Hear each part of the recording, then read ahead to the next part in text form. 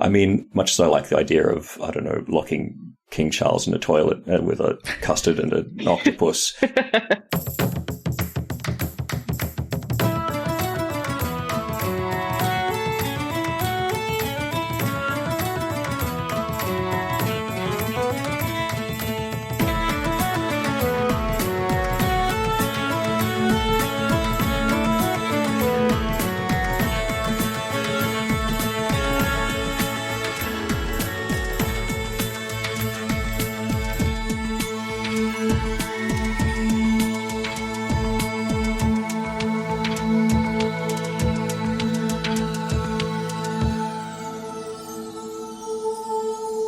Hi, I'm Liz of Flux.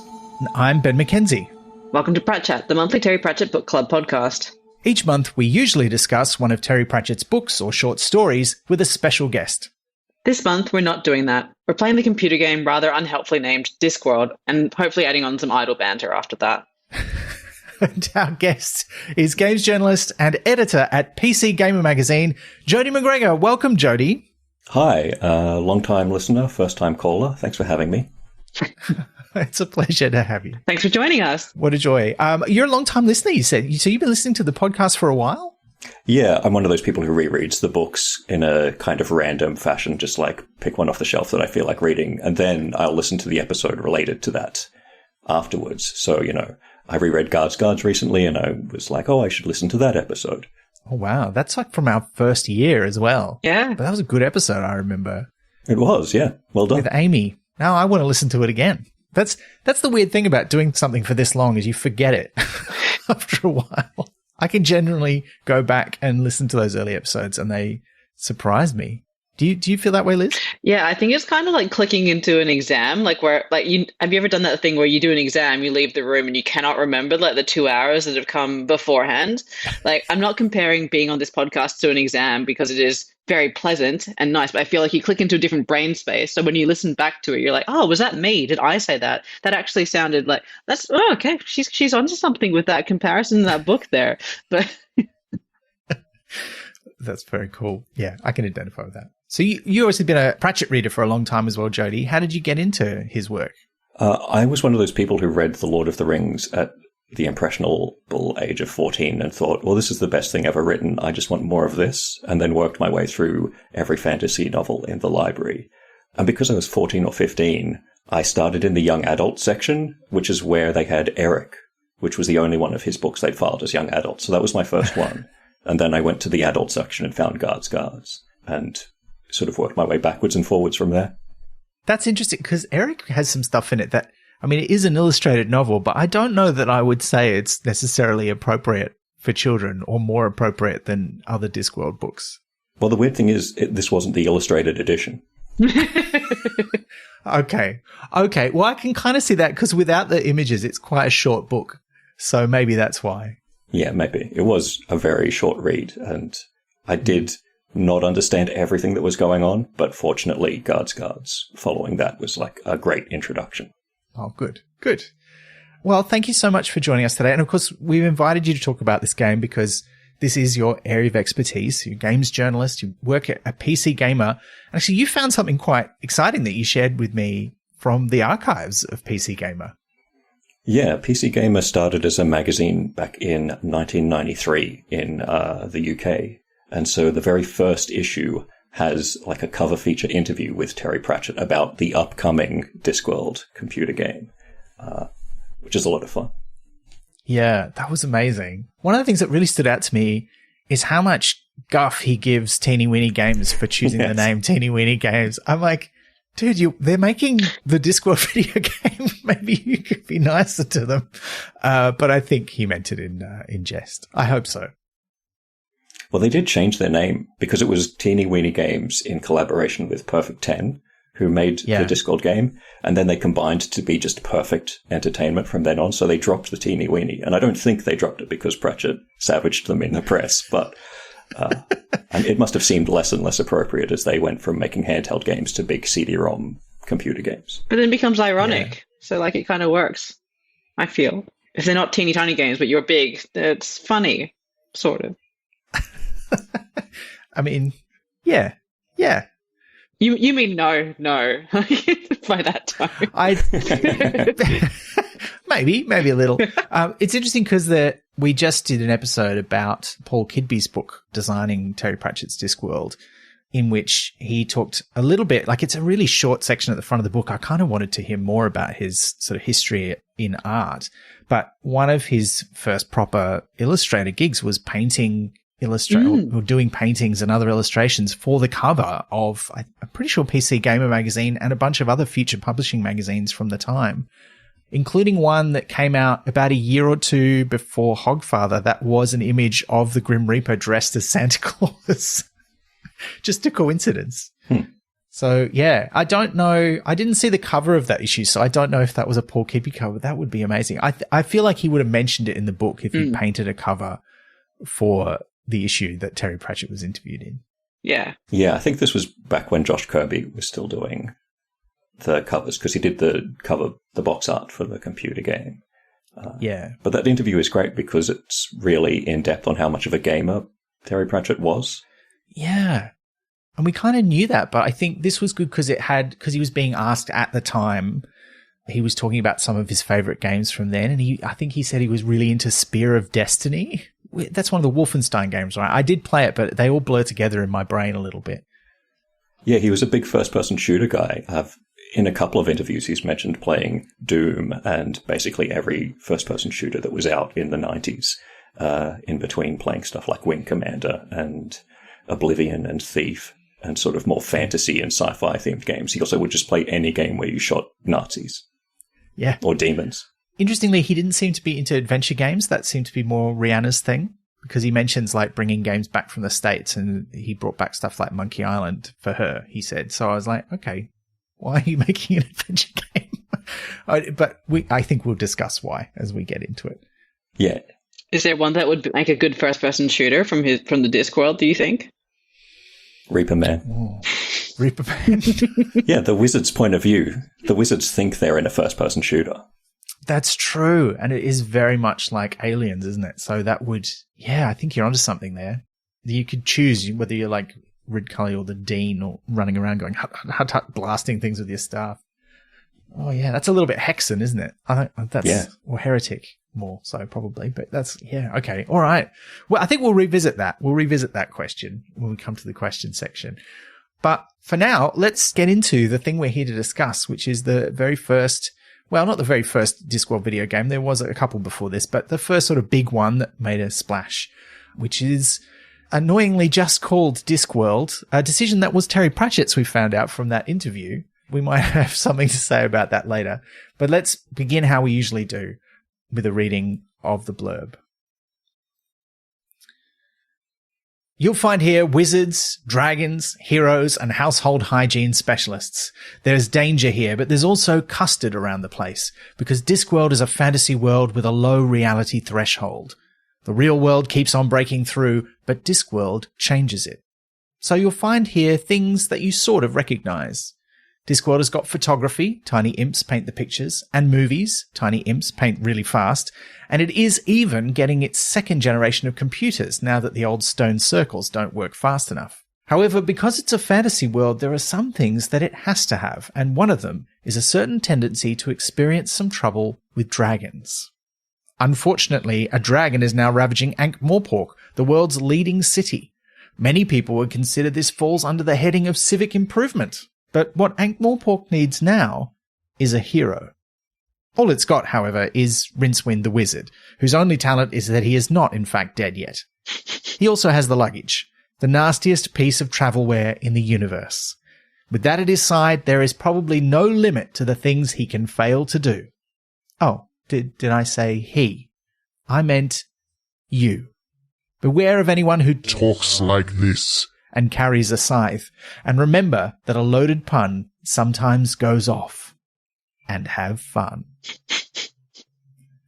And the nice thing about that blurb is that's all a quote from Terry Pratchett, which on the PC version of the box, that's all that was written there. There's an extra little paragraph that gives a bit more context on the PlayStation box, but that's, I don't know, that's pretty good. Like, this is a game based on books by this person. Let's just get him to write the blurb.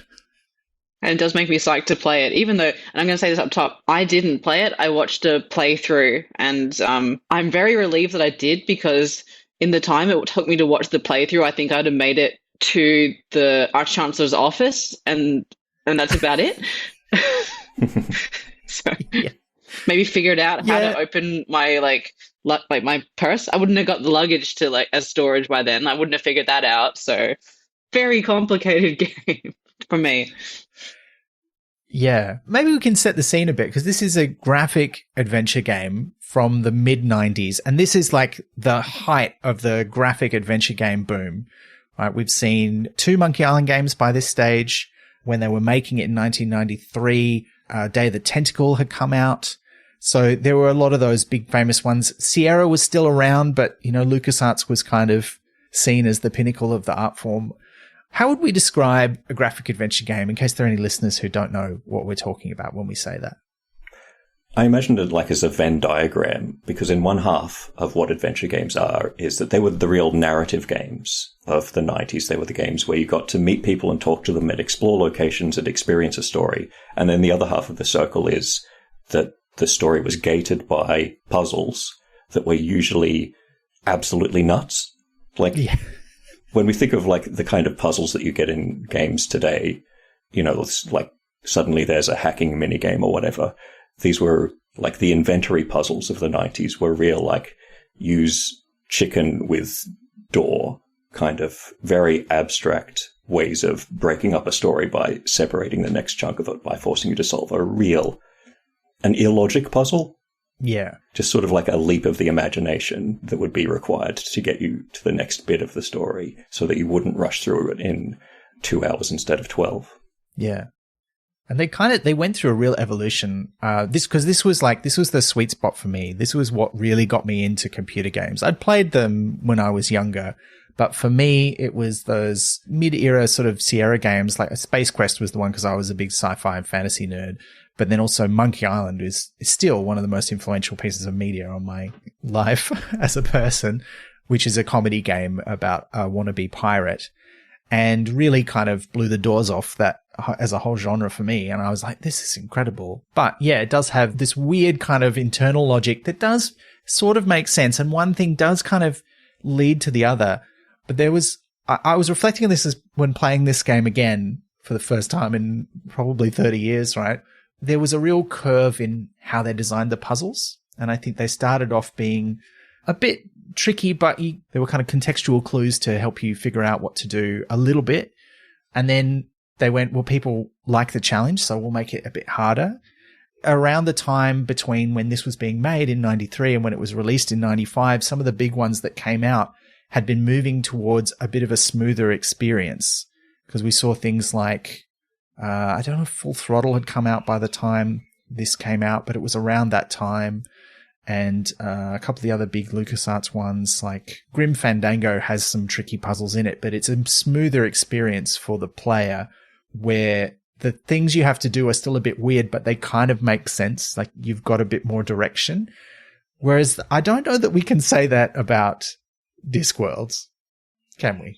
No. Just a real quick question, and I know we've got a big spoiler warning up top. How are you supposed to know that you have to go get the rosette from Sybil and then put it on the farm creature and then take a photograph of it so that later you have something to stick to a wall to distract someone in a spinning how does a mortal person without the internet really know to do that in order to complete a game? How did people do this game when it came out? Well, there are two answers to that. One is that nobody played these games, or at least very few people played them alone, in my experience. They were games that I would go to my friend's house who had a fancy computer with, a sound card so you could hear the people talk. And we would all sit around, 2 or 3 of us and suggest stupid ideas until we hit on one that worked. And you'd be surprised at how even not very bright teenagers, when you get 3 of them together, someone will be like, what if you use the custard? And that will be right. But the other answer is also brute force. Because when you only have a limited number of verbs that a game gives you, and mostly it's just, here's your inventory of items, and here's all of the things that you can interact with, you just click on them one after the other until something happens. and we just didn't have a lot on in the 90s, honestly. But you can true. I had enough time them together as well. So I'm like, how do you know you're putting this on that and that to do this? Like, it's just some real lateral thinking. Like, it's not even lateral. There needs to be like another level past lateral to get there. Yeah. Yeah, I think Discworld relies pretty heavily in its puzzle design on the sort of scenarios where you get a certain way through the chain of the puzzles and then something doesn't work, but you get some kind of often very vague or difficult to understand clue of what you need next. But there's still a big gap. Like the one I'm thinking of is kind of towards the end. And we are talking about these out of context. And as Liz said, big spoiler warning, we are going to talk about many of the puzzles in this game. But, you know, it's 30 years old. So don't listen to this episode till you get a chance to play it if you don't want spoilers. But, you know, there's one later in the game where, you've got to take that photo of the sheep with the little rosette on, so it looks like it's won an award. And then you've got to frame the photo, and then you've got to hammer a nail into a thing. But the reason that you know you need to do that is that you've talked to this guy in the mended drum who's bragging about all this stuff that he's done. And if that photo's not there, what happens is you slip a truth potion into the drink you're giving him, and he spins the table around by getting you to look at a photo on the wall of some prize-winning animal, and then you do it back to him, and then he does it back to you, and then you do it back to him. And it's not quite the right number of times that you end up with the drink without the truth potion in it. And which is also an opportunity for comedy, because if you drink the truth potion, then Rincewind sits there recounting all of the horrible things that he's done in the game, like stealing all this stuff from people and causing people to get eaten by a dragon and whatever else he's done during the game. And you kind of know, oh, well, if there was one more picture, maybe I could get him to drink it. But then leaping from that to where you find the picture means remembering a lot of things. And some of them are things that you've experienced in the game already, as you'll hear when we start talking about the plot. And some of them are things you just have to find by exploring the environment. And that was kind of part of the way that they took up a lot of time. These days, if you play a game that takes 80 hours to complete, it's because it's a massive world with a lot of content in it. In those days, you know, you can speedrun this game in like 4 hours, which means doing most of the things that you would do in a slow playthrough. But in order to do it without knowing what to do, you just have to spend a lot of time wandering back and forth and clicking on things and hunting for the items that you can click on in different environments and talking to people where you might get a hint from things that they say and all that kind of stuff. Yeah, like prior to this, my only experience of a game like this, because again, I'm not experienced at games, so I only played them as a kid, was playing Freddy Fish, which is like one where you are a fish and you're trying to restore kelp to the undersea world. So you just go around and do all the different things and collect the stuff. And I was kind of like, oh, it's like that, except like 100 times more complicated with more stuff. I'd forgotten until replaying it for this that even though I didn't have the internet at the time, I had a friend who did, and I got him to print out a walkthrough for me because otherwise I wouldn't have finished it. So even in 1995, I was using the internet to solve the back half of this game because I got stuck at some point. But I love the idea that you like hang out to play something like this and like work together. Like that's just really fun. Like I'm sad that I haven't experienced that. Yeah, I remember playing the first Monkey Island game that way and sitting around going, what if we do this? What if we do that? And then, you know, we figured it out. And we did have other ways to share this information. Like there were computer game magazines. And one of the things they would sometimes do is they'd have a solution section in the back or a hint section where you could send in letters and say, I'm really stuck at this part in this game. And someone would either give you a hint or just tell you what to do. And actually, I won a prize by sending in a solution to a game once. So, you know, there were other ways that we shared that info, but now it's a lot easier to find on the internet. And, you know, you can also find video walkthroughs like the one that you watched, Liz. Yeah. But let's talk about the plot, because we'll find more excuses, I think, to talk about the design of the game as we go through. Basically, this game is largely drawing on the plot of Guards, but with Rincewind as the protagonist. Which seems weird to people who've read the novels, I think, but it does kind of work and make a sort of sense. But the start of the game is a bit of that sort of cosmic turtle intro that, I'm sorry for you, Liz, I know you don't like those, but it's pretty short. It's just a little bit of that intro from the first book, spoken by Rob Brydon, one of the voice actors for the game, a famous Welsh comedian and actor who does a lot of voice work and impressions and really gets to work it out here because he plays a lot of different characters, doing vaguely a David Attenborough-style voice as he describes the Discworld. And then, and this is the bit that I have a really strong, vivid memory from the game, playing it as a kid, these cultists chant dragon, but it's they kind of overlap the voices in a really unusual way where it sounds like the sound has gone wrong because they're sort of going dragon, and you're like, oh, why are they speaking like that? And it's just because they're layered on top of each other in a weird way. But anyway, they summon a dragon. There's a little sequence of someone stumbling drunk out of the house of negotiable affection in the shades, bumping into death, and then getting mugged and not being too fussed about it until a dragon shows up and incinerates both the mugger and the person being mugged. And this is kind of this extended cutscene, through all of which is a little fly buzzing around annoying people. Like it flies into Death's skull. It flies towards the camera when it gets singed by the dragon's fire, and then it flies to Unseen University, where the Arch-Chancellor is like, look, if there's a dragon, we wizards need to really sort it out. I need someone to come and run some errands for me. Go and get Rincewind. And so they send off another wizard to wake Rincewind up, and that's when you get control of Rincewind. Although the thing I love about this is that one of the things this game does is it's very aware that it's a video game, and it sort of puts stuff in the game that sort of acknowledges the reality of you, the player, playing the game. You know, that sort of fourth wall breaking humor was quite popular in some of those Sierra comedy games as well, like Space Quest. But here, there's other things as well, like the fly that flies around throughout the first cutscene gets caught in a spider web, and then just as Rincewind is waking up, it breaks out and flies up into this hole in his ceiling where there's a magical sort of burst of energy, and then it drops back down, and it's your magic sparkly cursor. Like they made that part of the game world, and I was just like, that's such a delightful choice to make. Yeah, you don't need to explain why there is a cursor. But they did. And I like that when you get your inventory, it's the luggage as well. Like, yeah, they explain why you can carry around, because adventure game protagonists always have these bottomless pockets and they can fit a million things in. And they went, oh, no, there's an explanation on the Discworld for why you have that. It's the luggage. Yeah. And I mean, that's one of the classic lines that I also always remember from the game, is that one of the things Rincewind says if you inspect the luggage is, why can't I have an inventory window like everybody else?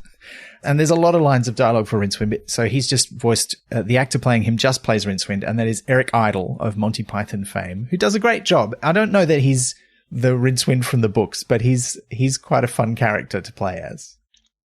Yeah, and it sort of goes well with the Python-esque vibes of some of the dialogue. Yeah. I often don't see a great parallel between the humor in the Discworld books, except maybe the early ones, and Python, but a lot of people do sort of have them together in their brain, I think, because they probably got into them at the same time. But here it does kind of make sense.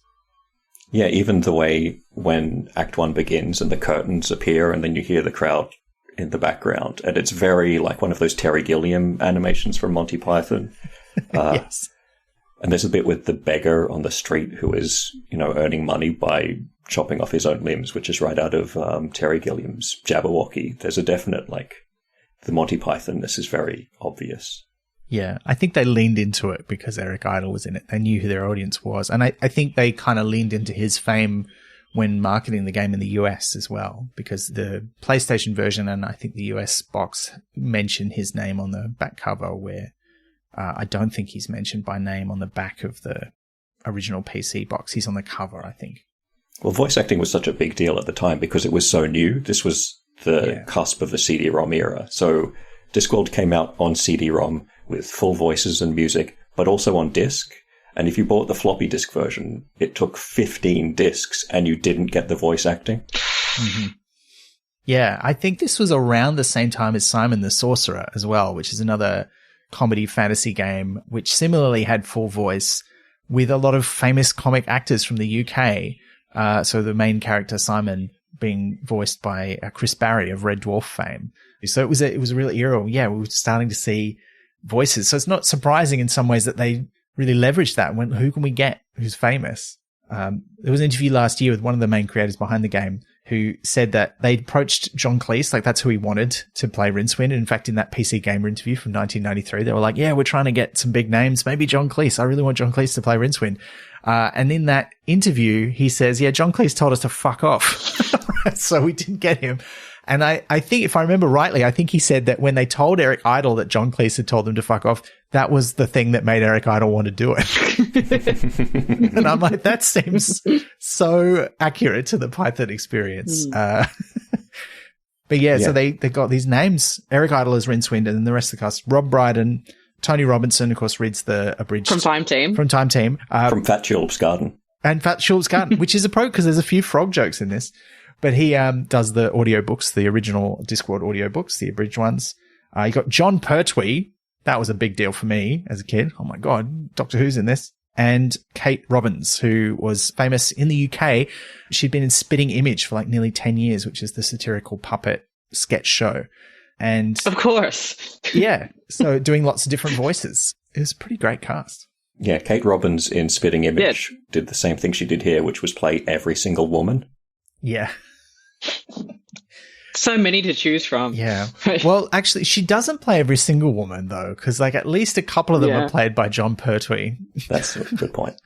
which is an interesting choice. But John Pertwee, as well as being the Third Doctor, his acting resume includes some of the Carry On films, and I think that's the energy that he brings to this game. Yeah, he does voice one of the ladies of Negotiable Affection. I'd forgotten that. But there's so many characters, and yet, you've got this like little cast of, it's classic. I mean, this is one of the great things about audio, even though this is, it's animated and it's a game. You've got this option to just let people loose to do lots of different voices. And of course, it's also a bit of a cost saving exercise. They're in the studio already, but what a great gig. I would love to do something like this. It does sound like they're all having a great time, like this, because like the jokes and the dialogue is something like they spend a lot of time on it. Like there's just extended bits. I'm like, it doesn't need to be this long for the plot, but it is an absolute joy to just like watch them unfold as well. And I didn't get this from the playthrough, but like, was it you have choice in like the kind of conversation you have with characters that you interact with? Because I read about that separately. Can we talk a bit about how that works? Yeah, when you select a character you can talk to, a bunch of icons pop up, and there'll be like a waving hand, which is just for some sort of a greeting that lets you get to know them. And there's, I think it's like a clown on a stick, one of those jester sticks. Like a Jack-in-the-Box thing. Yeah. Oh, it's like a Jack-in-the-Box. And that's for the like silly, funny response. There'll be a question mark, which gives you maybe more of a plot-related, like, interrogate this person about the thing I actually want from them. And there's a storm cloud, which is just Eric Idle says something mean to them. Yeah. Yeah. And then occasionally, if there's like an important item that you want to ask them about, there'll be a little icon for that item. So you can say, what's that thing? And they'll tell you a bit more about it. Usually you only have to do that when you need to interact with a person to get the thing, and you're not just stealing it off the street. Because it's a very traditional adventure game in that you do just steal everything that's not nailed down.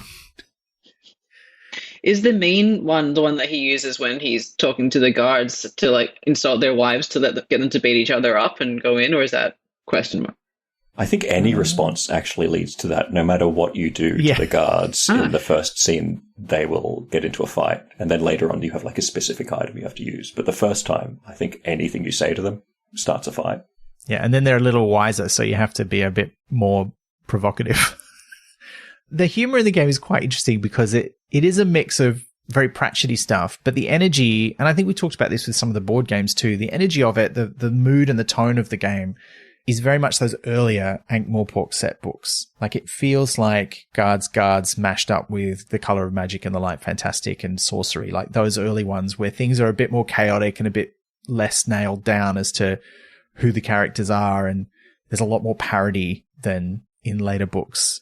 Yeah, when it goes away from quoting Pratchett, it does sometimes not feel real Pratchett-esque. Like the Palace Guards, the way that their entire shtick is, their wives are ugly. I don't think that's a joke that Pratchett would have written. Likewise, the Fool is like Vetinari's Fool, voiced by John Pertwee, who talks to his Jack-in-the-Box on a stick that goes, Chucky, Chucky, Chucky. That feels like not really that Pratchett-y. To me, that's not the way his fools are. Well, it's interesting because I think it's sort of almost like what the fools are meant to be, but we never meet those fools. We only see them behind the curtain, like because we meet Verence the Fool, who we get to know him quite well when he's not on duty, so to speak. And then the other fools we meet are like in the Fools Guild, and we see them in training and how awful that is, but we don't see them on the job. But I agree, he's missing that nuance that Pratchett gives to his fools.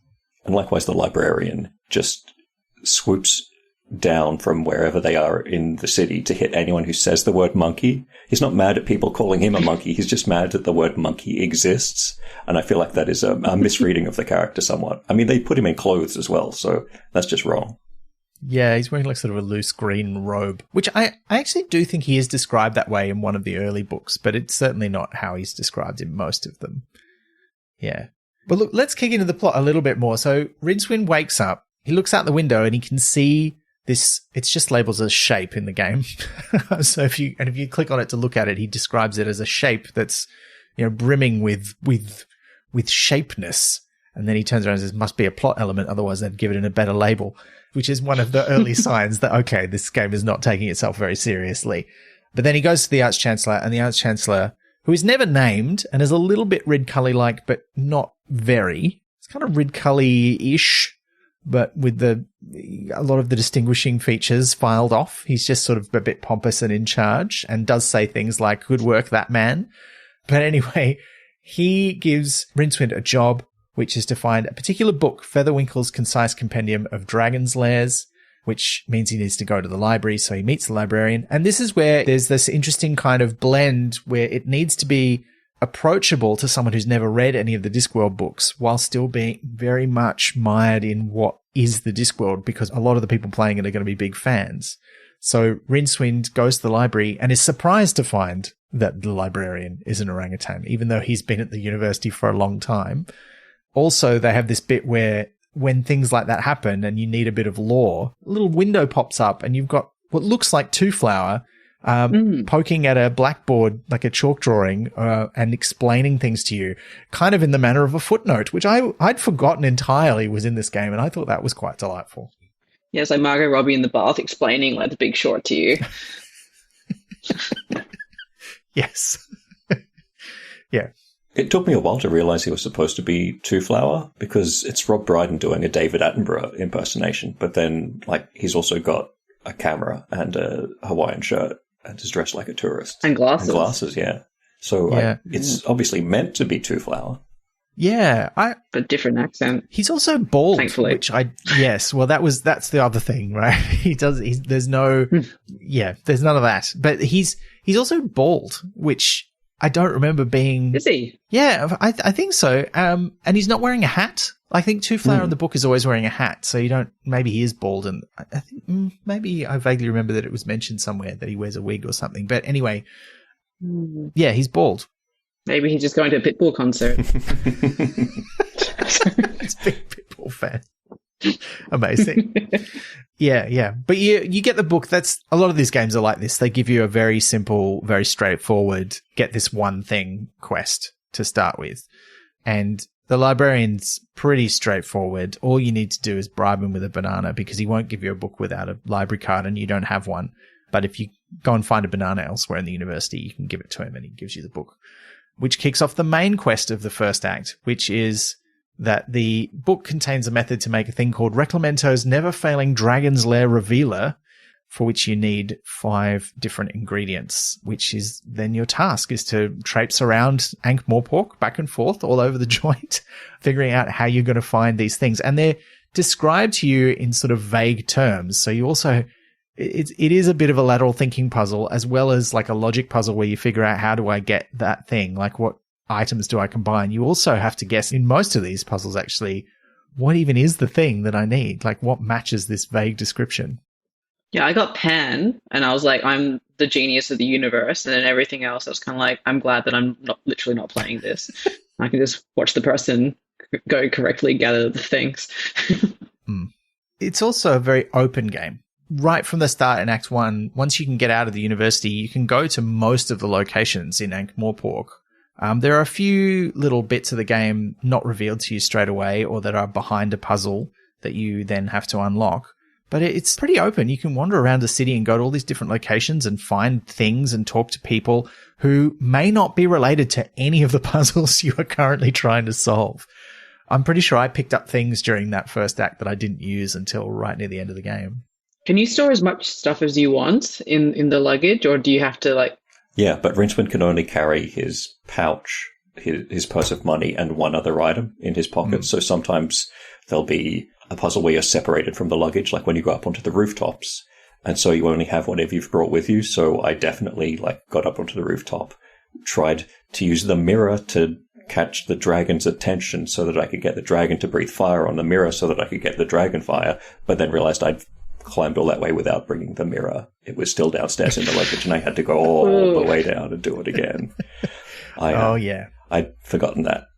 Oh, there's so much clicking as well. It's like he's going to there, it's going to the window. He's going, oh my God. Yeah, it is a lot of clicking and wandering around. Although, we should talk about the place that you're wandering around because the art in this game, it's pretty gorgeous. I think one of the reasons for its enduring popularity is that, there hadn't been a lot of Discworld media at that time. Truckers had been made into a stop motion animated film, but I think it was before they'd done the Cosgrove Hall animations. I think that was a little bit later in the 90s. So this was kind of like the first proper animated Discworld thing that people got to see. And it looks gorgeous. It's really beautiful painted backgrounds that they've scanned in. The character designs, there's very cartoony, Rincewind's got this big nose, and all the characters, a lot of the characters have big noses actually, because that's kind of part of the style. And it's really, particularly for the time, it's really nice animation too for a lot of it. Yeah, I love the way it looks. It's a shame that they didn't keep this in the later Discworld games. It's just this one that looks beautiful because those hand-painted backdrops are really evocative. They do look like... It's like if you've ever been to the cobblestone bits of London and, the old Tudor houses where the upstairs is bigger than the downstairs. It's like they just plonked a big house on top of a small house. That kind of stuff in the winding streets is really that's Ankh-Morpork in my head, and that's how they drew it here. Yeah, I think they really captured it well. There's so many little bits of attention to detail. You can it's one of those games where you can see a lot of love and attention was poured into it. And I mean, they had Terry Pratchett looking over their shoulder the whole time. His credit in the game is, I think, shouting at people. Which, that seems fair. I think he probably did shout at them, not least about the name of their company, but it shows because, you wander through a scene and you'll see somebody airing their linen out of a window, or there's a bit when you're trying to get into the Patrician's palace, there's an escaped prisoner who climbs up out of the moat and then screams and falls down, but his, in a very cartoony way, his eyeballs take a moment to catch up to the rest of him as he's falling. Stuff like that is everywhere. And most of it is quite delightful. I did notice in the shades, when you go into the shades later in the game, that in the window, there's just a silhouette of somebody strangling someone else that feels a little bit too awful. It's not quite cartoony enough. And I'm like, oh man. But I mean, it's accurate to the description, I suppose. The pixel art characters are really evocative, as well as the painted backdrops they're set off against. During this era, it was the height of pixel art before, Super VGA monitors came in and suddenly everyone had twice as many pixels to work with, and they either went more cartoony or more 3D. But at this point, pixel art was evocative but vague enough that you sort of felt like you were filling in the gaps yourselves. And then, as they added more detail, you started to feel like the characters looked wrong because you'd filled all of the gaps yourself, and then you'd see, in the sequels, what the characters actually looked like according to, their creators, and be like, that's not right. Yeah. Yeah, and there's such an evolution in the visual style of characters as they go through games. Guybrush Threepwood looks very different in Monkey Island 2 than he does in the first one. And that's partly because they also evolved the character, but he's just animated differently and drawn differently as well. And as you're saying, the second Discworld game looks very different. It looks more like a Don Bluth animation. They've gone for a very different sort of traditional cell animation style, which is very different to what you get here. Yeah, they got Hanna-Barbera to do the animation for the second one, and it's... Oh, wow. It does not look like my Discworld. It looks zany.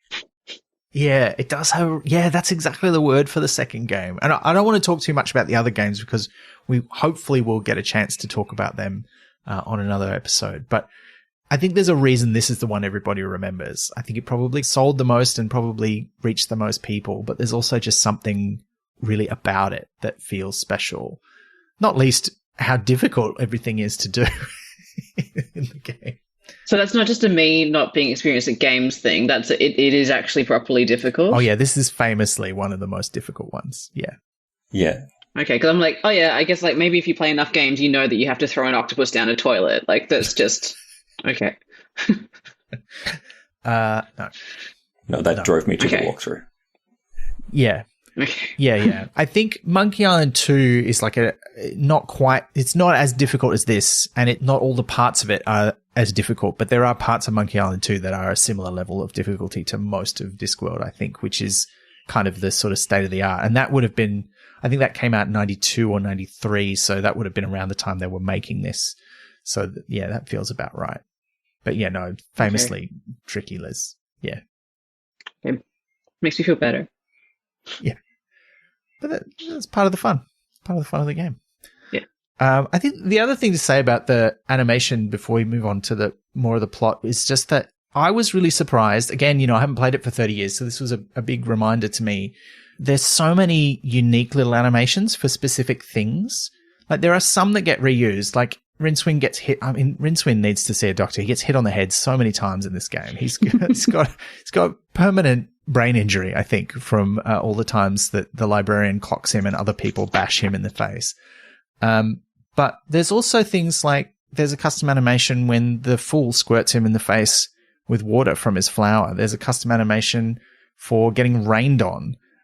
There's all these nice little moments where something happens and it's fully animated. They don't sort of use cheats to get away with not showing you a bit. And that's another way that I think the attention to detail and the real love that got poured into this is really apparent. Yeah, there's a lot of stuff. Like, you can see where they saved some money in the budget on the audio, but they made up for it with the art, I think. Like, not just the fact that there are only, 5 voice actors in the entire game, but also every single time Rincewind gets hit in the head and they play the same clip of him saying, "Did anyone get the number of that donkey cart?" Or if you click on something that doesn't do anything, he just goes, "That doesn't work." And it's the same clip every single time. They didn't have different things for different situations, which I feel like other adventure games did.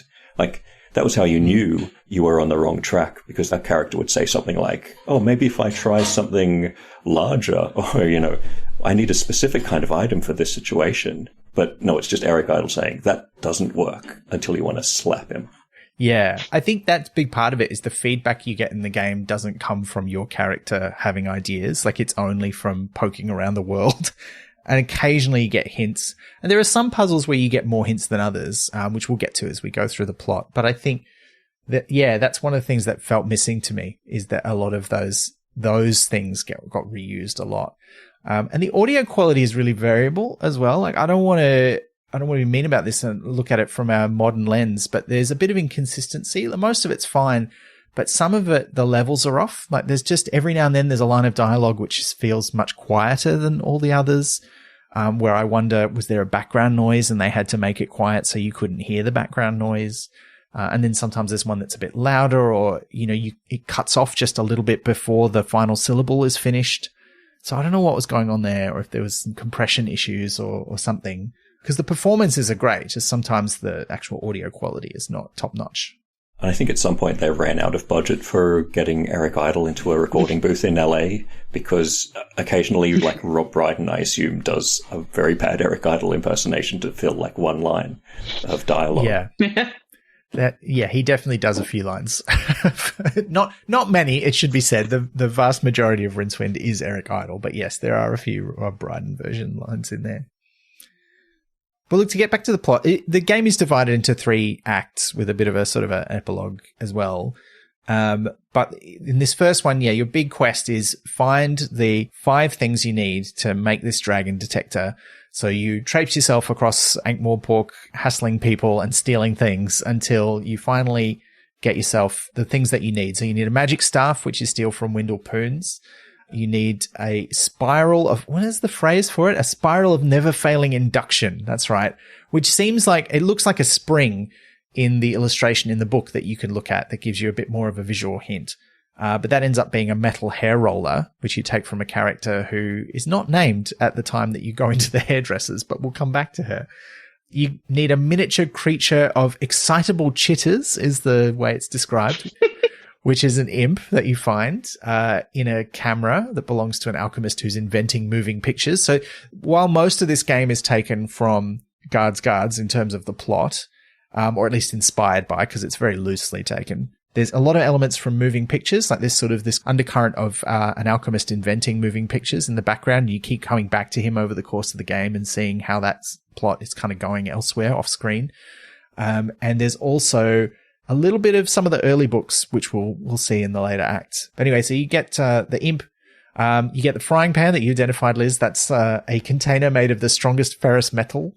And then you need a sample of the dragon's breath, which you capture on the mirror, remembering that Rincewind needs to have the mirror with him.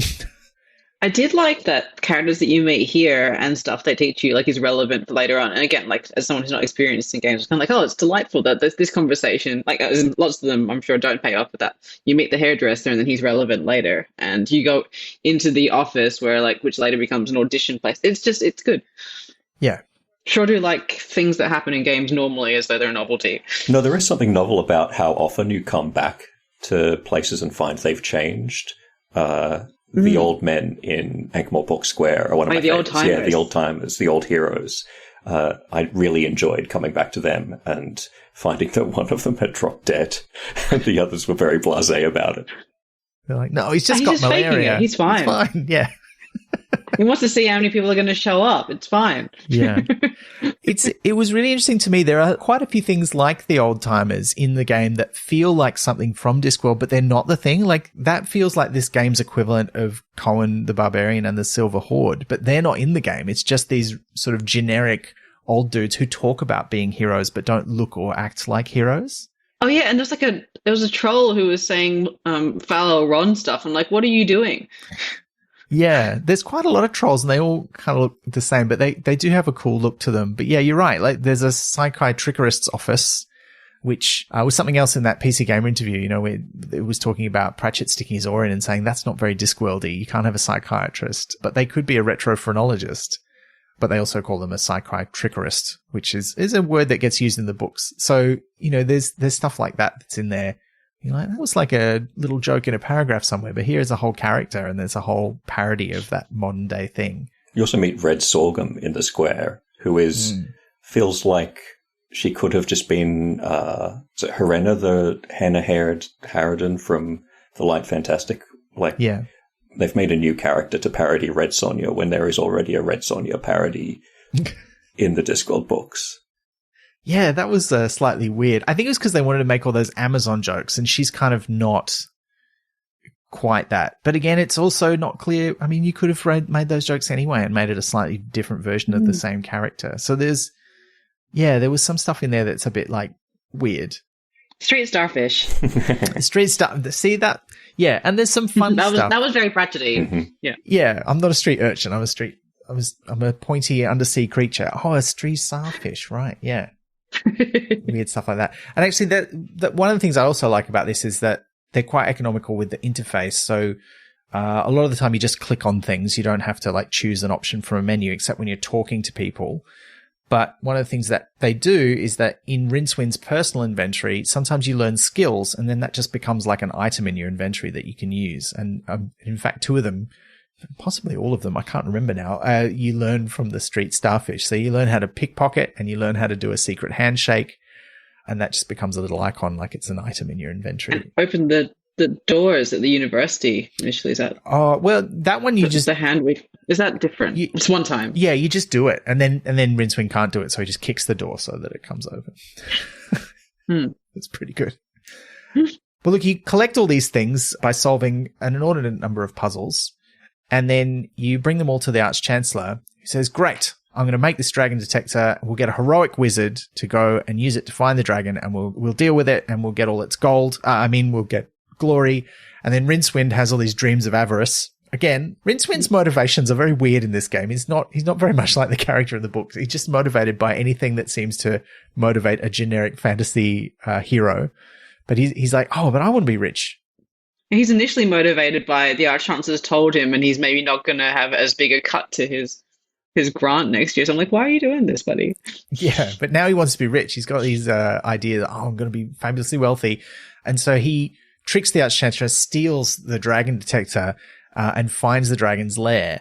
and stuffs all the gold into the luggage. And there's a lot of little movie and cartoon references in this game as well, which is very Pratchett-y. I think that really captures something, particularly from those early books. So when he's getting the gold, he's like saying, "Oh, I'm rich. I'm fabulously wealthy. I'm independently secure." He sounds like Daffy Duck from one of the cartoons. And then he notices the dragon is actually there.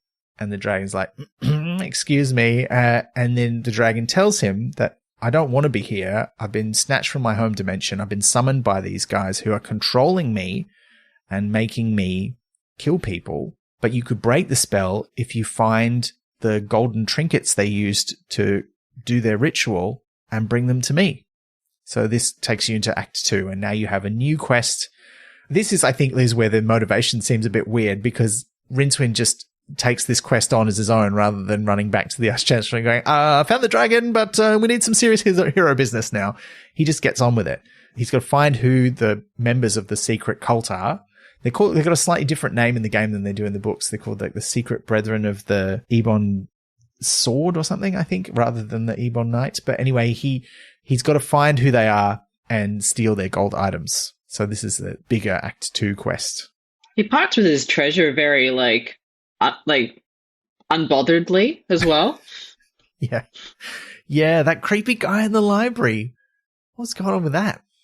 Yeah, like, why is he in the library anyway? But yeah, there's just this listener, if you haven't played the game, we won't be able to give you all the context, but there is, in the library at Unseen University, there's this creepy guy in a trench coat who, if you go and talk to him, he sort of propositions you with like terrible con artist deals. Like, "Do you want to buy this deed to this land in this place?" And Rincewind's like, "Isn't that underwater all the time?" And he's like, "Yeah, but that could be a whole thing." And then he's got a golden banana tucked behind his ear. And he's like, "No, I need that. That's how I get the librarian to let me into L-space. Someone would have to bring me all the gold in the city to give that up." And so Rincewind's like, "Well, I've got all the gold in the city," because he's taken it from the dragon. And you just hand it over in these 4 big piles, and you get the golden banana, which is what leads to the time travel part of this game, where the librarian opens up a hole in L-space, and you can go from the present day in Ankh-Morpork to back in time to the night before, when the summoning ritual happens. And that's when all of the most complicated puzzles happen, I think. Like, this is the moment where I really was just following the walkthrough step by step. I'd given up even trying at this point. Yeah. Because you do need to, like, flick backwards and forwards between the 2 time zones a lot. And as we've alluded to, the puzzle with the octopus and the custard is just impossible. It's really, really weird. Like, the steps you need to go through just to get one man's belt buckle. Yeah. And the narrative hints, I mean, I think this is where it was talked about a lot at the time, where there was this tension between the narrative and the puzzle design in adventure games, because you wanted it to be this intricate story that made sense. And of course, one of the important things about a story is that the plot is a plot rather than just a random set of things that happens. You want the thing that happens next in the book or the story should be happening because of what has just happened. And that technically is true in an adventure game, but there's also these moments of where, well, like when I talked to this guy back when I was collecting something entirely different, he said something about that alluded to the fact that maybe he finds fish attractive, including octopuses. And that's it. That's the only clue that you get, that maybe the way to get his belt is to do something really, I mean, there's also some puzzles in this one when you unpack what actually happens. You're like, look, I know this is cartoony and it's a comedy fantasy game, but you can't think about this too much without going, you wouldn't put this in a game now. This is not even okay for laughs. But it is funny. It is. Look, it is, but we are being very cagey about what's going on with this octopus. It's gross, is what it is. But and I really like octopuses. I don't. This is like my octopus teacher, but gone horribly, horribly wrong. Ben, is there something you need to tell us? The Shape of Water. No, there's nothing that I need to tell you. What I just said, everything that was relevant, I promise. But yes, I think the nice thing is that they do a really good job of making the causality between the 2 time zones work. And this is something like, like I said earlier, one of the most popular games that had come out in this genre before this one was Day of the Tentacle, which is the LucasArts game. It's a sequel to an older game that wasn't as well known, and you play as 3 different characters in different time zones. And it's got a lot of puzzles where you do something in the past and that affects the present or the future. And this has kind of got that same vibe. And a lot of the way that you get a hint as to what to do is just much less direct. There are little hints, but you get something wrong in a completely different part of the game and something happens that might make you go, oh, what if I did that somewhere else? But then there's still usually another logical step that you have to take in order to understand why you would want to do that. So it is still very difficult. One puzzle that I did actually manage to solve as a kid and thought I was a genius for was the one involving the butterfly, because you need a monk's robes as a disguise so that you can sneak into the cult and find out who all of the members are and then steal the gold item off each of them. And there is a monk occultist of Offler, I think it is, standing on a street corner next to a lamp. And I remembered, probably from the books, the thing about a butterfly that flaps its wings and causes a storm in sort or whatever. And so you have to go back to the night before with a butterfly and make it flap its wings next to the lamp. And then when you travel forwards in time, a storm appears on that spot and the monk's robes get wet and he takes them off, and then you have an opportunity to steal them. But you figured that out? Oh my God. That I figured out. But step 1, to get the butterfly, you have to go back to the night before and find where you, Rincewind, have passed out on a bench in a park. And the butterfly that you need is flying above Rincewind's face. And so every time Rincewind in the past snores, the butterfly flaps away and you can't catch it. And so you have to put a frog in his mouth.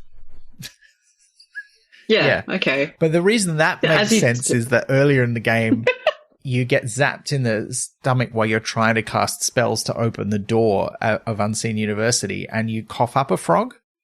You're like, where did that come from? And you can pick up that frog and take it with you.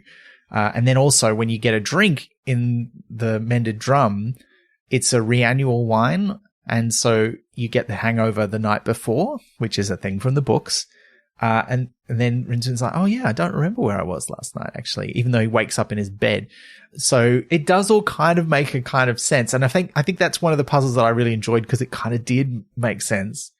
And what happens is if you try and get the butterfly and you fail because, you know, the frog isn't in Rincewind's mouth, it does flap up near the lamp, which kind of does something that gives you a clue that maybe it's but I don't think they ever mention the words quantum weather butterflies or anything anywhere in the dialogue that I remember. Not that I remember, but there's so much dialogue that the bits that are clues are easily lost and forgotten, and there's often no way, there's no quest log keeping track of them. And if, it's been a week since the last time you played this game, you will have forgotten that thing that the student wizard said about prunes. And it will turn out to be incredibly important later on.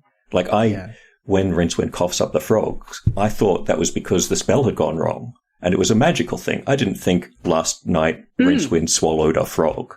That is not the obvious conclusion from that scene, so it didn't work for me as foreshadowing. Yeah, I think it only works in retrospect when you figure out that's what you're stuffing in Rincewind's mouth. You go, oh, right. Or if you're looking for something to put in his mouth to stop him snoring, at some point you might go, wait, that frog came out of me. Maybe I'm putting it back in me because this is the night before. I don't know that you would work it out in some other way. I feel like you just sort of try it and then it would make sense. But there is a sort of logic there, which is nice. It's tidy. It doesn't just sort of happen and go off and just never sort of balance out. Yeah. And look, and as a big time travel nerd, I was impressed that most of the time travel stuff in this does more or less make sense until you get to the end of this act and then it doesn't make sense anymore. But that's okay. It's a fantasy game. It makes enough sense. You sneak into the meeting eventually. You hear them do their summoning and they each say things which don't straight up tell you who they are, but they have tells. They say something. And I was taking a lot of hints from a walkthrough and then ended up following it because I'm like, I don't have time to play this the slow way before we're going to talk about it. But there were most of the characters who were cultists I had already met, but one of them I hadn't because you don't really meet them until later in the game. And so I was like, oh, I know who that guy is. I know who that guy is. I don't know who this is, but I guess I'll find out. I'll write down this clue as to who they are. But yeah, you eventually figure out who the members of the cult are, and you steal all their stuff through various really convoluted processes of stealing their stuff. I agree. I think the fishmonger one with the belt and the octopus is probably the craziest one. It's the most sensible. Yeah. Yeah. But look, you gather all those gold items, you take them back to the dragon. And look, if you're trying to be efficient about it, you'll gather them all and then you'll go back to the dragon. You just give them all to the dragon all at the same time, which is more boring because if you do it a bit at a time, you know you've got the item that you're looking for. But it's another one of those lines where the dragon just has the same line each time until you give it the last one. It just says, oh, you're doing quite well for a soft skin or something, because, you know, you don't have scales. But you give it all these gold items and it's now free. And Rincewind's like, great, you're going to go home like you said now. Hooray. And it says, no, I'm staying here to get revenge. I'm going to track down the Brotherhood and then I'm coming for you. And he's like, what? I didn't have anything to do with this. And she goes, you were there because you were there. You snuck in to be at the ritual and it flies off. And you're like, oh my God. And I think this little bit at the end of Act 2 for me was the bit that narratively it needed a little bit of something more to connect it because it makes sense what you do next, but there's not any sort of impetus because basically what your quest becomes at that point is Rincewind's like, wait, I can go back in time. What if I go back in time and I make it so that they don't ever summon the dragon? Then I'll be safe, which is what you do. So you go and steal a book from Nanny Og, who is in this game. Only one of the witches to show up. I love that Nanny Og is in it. It's not really Nanny Og from the books, but you know, there's enough Nanny Og-ness in there that she's a little bit Nanny Og. And her key contribution to the plot in a lot of ways is that she makes a love potion that is baked into a custard tart. And so, of course, gets referred to as love custard, which tells you a lot about the tone of this game, I think. It was very much aimed at teenagers who would find this all very titillating and hilarious. Yes, only teenagers would find that hilarious. Okay. Well, I think that was a large part of the market for sure. But also, you know, people who enjoy that. Again, that carry-on style of humor is very prevalent here. But yeah, so you swap the dust jackets of the books. And this is another one. There's a little custom animation. Oh, I know. I do just want to shout out when you go through L space, there's a really nice visual depiction of L space because you go back and forth so many times. You're constantly pressing escape to skip over because it takes a little bit too long. But the first couple of times you see it, it's like, oh, this is so great. I don't know if this happened in the playthrough you watched, Liz, or if it happened to you, Jody, but did you ever go through L space and get lost and meet death? No, I had to watch someone else's playthrough of that scene on YouTube because I was hammering escape every single time after the first, and so I skipped it. Oh no. I did manage it. I think it's because I don't know if it's a certain point in the game where it happens every time you play it or if there's something that you have to do, but I think it's when you're going back through L space after you've changed the timeline, I think is when it happens. And yeah, it's a riff on the scene from Light Fantastic when Two Flower has been injured and Rincewind sort of goes astral traveling to get him back from Death's domain. And we see Death playing cards with the other Horsemen of the Apocalypse. I did see that scene, yes. Yeah, but in this version, they're not all playing the same game by the same rules and they get a bit confused. And Rincewind's just sort of peeking through a hole in the landscape. And it's not really Death's domain. It's this sort of weird, almost Dali-esque kind of interdimensional landscape. Yeah, it was good. Yeah, I enjoyed it. It was silly. And the whole thing about, like, have you got Mr. Bunn? Who's like, not till tomorrow or whatever when his oven explodes. And he's like, oh, wait. That's right. Yeah. The death in this has a few of those lines, but is very much the death of those really early books, who's a bit cheekier and a bit more, but I'm on a time limit. Can't you just die now kind of attitude. Yeah. Yeah, he says, I think of this as outreach at one point. Yeah, that's which right. Is pretty good. But yeah, it is very, like a lot of things about this, it is very like the early book Discworld. Mm. Yeah, and I think, you know, it would be impossible to make one game that really captured the breadth and depth of what the Discworld does over 41 novels, you know? No. And I think it's wise to zero in on one thing. And I can kind of see why they would do this kind of sort of more silly humor style of Discworld, even though, as you were saying, Jody, sometimes it doesn't feel very Pratchetty. It feels a bit more Python-esque or just ridiculous. But yeah. Really colors. No. Sorry. No, I'll pay that. I'll pay it. But yeah, so he switches the dust jackets on these two books. He's got the Love Potion instruction book from Nannyog that he's stolen, and he swaps the dust jacket covers over and puts what looks like the dragon summoning book back on the shelf, so that when he goes through Elspace and the thief comes to steal it the night before, he actually steals the wrong book. And then he goes and listens in on the scene with the cultists, which you have to listen to the whole thing. I don't know about you. When I was playing it through an emulator called ScumVM. And if you listen and want to try and play the game, this is a pretty reliable way to be able to play it. If you've got the files for it, you want to run it on a modern computer. But I found that if there was a cutscene where Rincewind wasn't talking, you couldn't skip the dialogue. So it took forever to listen to a scene I'd already heard to get up to the bit at the end where it was different, because instead of summoning the dragon, they make this love custard, which then explodes and fills the room and influences them all. They leave it there. They don't get into any more detail about that, which is probably for the best. And then so Rincewind's like, great, they didn't summon the dragon. He goes back to the Patrician. He says, I did it. I slew the dragon. You can reward me now. And the Patrician's like, what are you talking about? There's no dragon.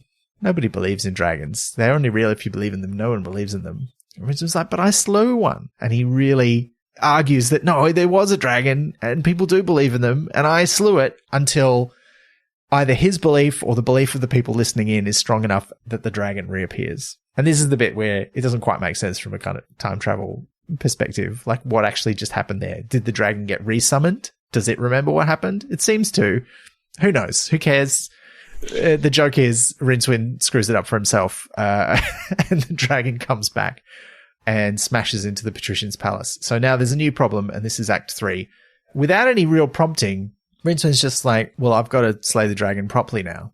So I've got to become a hero. One of the things that happens in Act 2 is you do get outside the city, and to get out of the city, you've got to go to the city gates where you meet Nobby and Carrot, and presumably Fred Colin, although he's never named, he's just referred to as the sergeant who's asleep in a watchtower. They let you out of the city to get to some other places for some of the puzzles. And when you go back to talk to them, Nobby starts telling you that, you know, a real hero would have to do it because it's 1,000,001 chance that someone could kill a dragon. And this is the thing from the book. I don't think they quite set it up as well as in the book, but your quest is to now become a hero who has exactly 1,000,000 to 1 chance of defeating the dragon. Mm. And just jumping back to the bit with the Patrician, that to me was the most Python part of it, because it was just like the argument sketch, like almost literally the argument sketch. Yes. Yeah. Well, and Rincewind is maybe this far away from saying it's an ex-dragon. Yeah. Yeah. I think you're right. I mean, Eric Idle famously sings a song in the second game in the opening credits, and it's got a very, Monty Python vibe to it. So I think they lean into it even more in the next game, but it is definitely here. And there are references to Python stuff, just little ones here and there. You were saying that you thought the puzzles in the time travel one were the most difficult, which I believe, but there was a bit when watching just the run through of this one where he's got the sword and he's like learned that he has to get like it sharpened and all that, and the guy's like, oh, just bring me an elderberry wine, and then the guy who's speedrunning it, like the player who's speedrunning it, does all this stuff to the point where I'm like, did I like just blink out and miss the bit where he did the elderberry wine and has brought it back? But like half an hour later or whatever, he's like, and now I've got the elderberry wine. It's like, this was all for that one thing, all of this stuff. It's just so involved. Like he's gone off to play it's just it's a lot of work. Yeah, you're right. There are puzzles in this act that are every bit as obtuse as the puzzle in the previous act. Like the one where you need to be a real hero, you have to have a moustache. I think Red Sorghum tells you this, and you believe her, and so you have to get a moustache. And to get the moustache, you need hair from the donkey at the livery stable, but you can't just cut the hair off the donkey at the livery stable. So what you have to do is use a knife, which I think you have to steal from a thief in the shades by using a ladder to get to them, but the ladder's too loud, so you need to put a bra that you stole from one of the old-timers in the square on the ladder to get to the thief to get the knife that you need to cut down the ladder that the assassin is using in training, and then the assassin falls onto the street and says, does anyone get the number of that donkey cart? And if you have done a whole nother sequence of puzzles to get soap, a brush, and water, you can clean the cart in the livery stable, read the number of the donkey cart, tell the assassin, and then somehow he tells the guards and the donkey gets arrested, and only then, when the donkey is in the stocks, can you use the scissors on the donkey to get the donkey tail hair to make a moustache. Yeah. It's a normal one. Yeah. It's weird. Like, I remember the puzzles that were difficult at Monkey Island 2, and one of the frustrating things in that game is that there is a section where you do have to go back and forth between these islands constantly, and you'll go to one island and you'll do something on that island and you'll get a new item and you're like, great, I can use that. On the other island, you go back to the other island and you use that, and then you're like, okay, but I can't progress because now I need a different item that's not on this island. You have to go somewhere else. And this game has a lot of that going on, where it's like, I need to go to this place and do this thing, and then I have to go to this other place and do this other thing before I can go to the third place and do this other thing, so I can finally go to this fourth place. And you'll have a chain of events like that that's like 6 or 7 things long before you actually do the thing that you've identified you've got to do. And yeah, it's like you were saying earlier, Jody, this is not a very modern game in that it's so unforgiving if you're not playing it all in one go. And I think this is part of why, as kids, we got so obsessed with these games, because you were like, I have to know how this works. I have to know what you have to do, and you won't play anything else until you've figured it out. Whereas nowadays you'd be like, I'm going to go and play something that has a quest log. Maybe one of those really modern games that's really nice where I haven't played it for a couple of weeks because I've been busy at work, and now I'm sitting down, and when I start it up, it's got a little thing saying, you're on your way to get to the thing, blah, blah, blah. And I'm like, that is what we need in our modern world. Yeah. Well, I didn't have other games at the time. Like, when I was playing this, I would get 2 video games a year, and that was it. So I couldn't go and play something else. I just had to play this for 6 months until I finished it, and then I might get another video game to play. Yeah. Yeah. And that's absolutely how it was. I mean, in the town where I grew up, we didn't even have a video game shop. Like, there wasn't somewhere that had video games except for the Kmart, which had console cartridges, and I didn't really have a console. So if I wanted a video game, I sort of didn't have a lot of options. One of the main ones being some weird guy that my parents knew who lived in a flat and didn't go outside very much, and it was very dark in there, and he had 4 different computers with a bank of floppy disk drives, so he'd make you copies of things if you went and saw him. So it was, yeah, you'd get like 1 or 2 of these things, or you'd get like the cover disc from PC Gamer or something, which had 4 demos on it, or some shareware games, and you'd play those. And that was it. If you spend like 6 months on a game like this that's so complicated that you have to like completely immerse yourself in and write into magazines and talk to your friends about, how does it feel when you finish it? Because like, I've never done that with a game like this. So are you happy, or are you sad, or are you both? Because it's like, it sounds pretty all consuming. I guess you're happy. I mean, the funny thing was that I wouldn't always finish them. Like, I think video games are the one medium where they end when you stop playing them. Like, there are games that I liked so much that when I finished them, I was just like, cool, I'm just going to go back to the start and keep playing, but maybe do things slightly differently. And there are games where I got, a few hours in and was like, this is rubbish. And that's where it ended for me. It's not like a book or a movie that has a discrete ending. Even if a game rolls credits at some point, it feels like the point this game stops is when I stop playing it. It's my choice to walk away from this, after 2 playthroughs or a quarter of a playthrough. But it is satisfying to finish a game. Yeah. And I think with these games, because they're unlike a modern game where you might finish the main plot, but then there's all these like sort of little side plots or little collectibles or other things you can do. There's like a lot of content. If you really love it, often you can spend a lot more time 100%ing the game. Like, I've done that with a couple of games. I think I did it with a couple of the Arkham Knight games, the Batman ones, and there were a couple of others where it was fun to wander around a city and find things and solve puzzles. So you kept going. With this, you kind of have to have done all the things in the game to get to the end. Like, there's very rarely optional little things that you might want to do, but there are things that you might do by mistake. And that is part of the joy. When you finish it, you feel like you've played enough of it that now you can talk to other people who played it separately to you. They weren't in your little group who were doing it together, and see what was different about their playthrough. And that's where you might learn something like, oh yeah, what happens if you don't get that right is Rincewind drinks the potion and he says all of the horrible things he's done in the game. You're like, oh, I never did that because I figured it out first. So there's that kind of joy of it. But then I also think it does matter how the game ends. Like, some of the games have a very satisfying ending, and some of them you're like, that's it? That's how it ends? Oh. I guess we'll get to the ending of this one, so maybe we'll find out fairly soon how we feel about that. But yeah, there's some of the puzzles in this Act 3 section, they're pretty weird.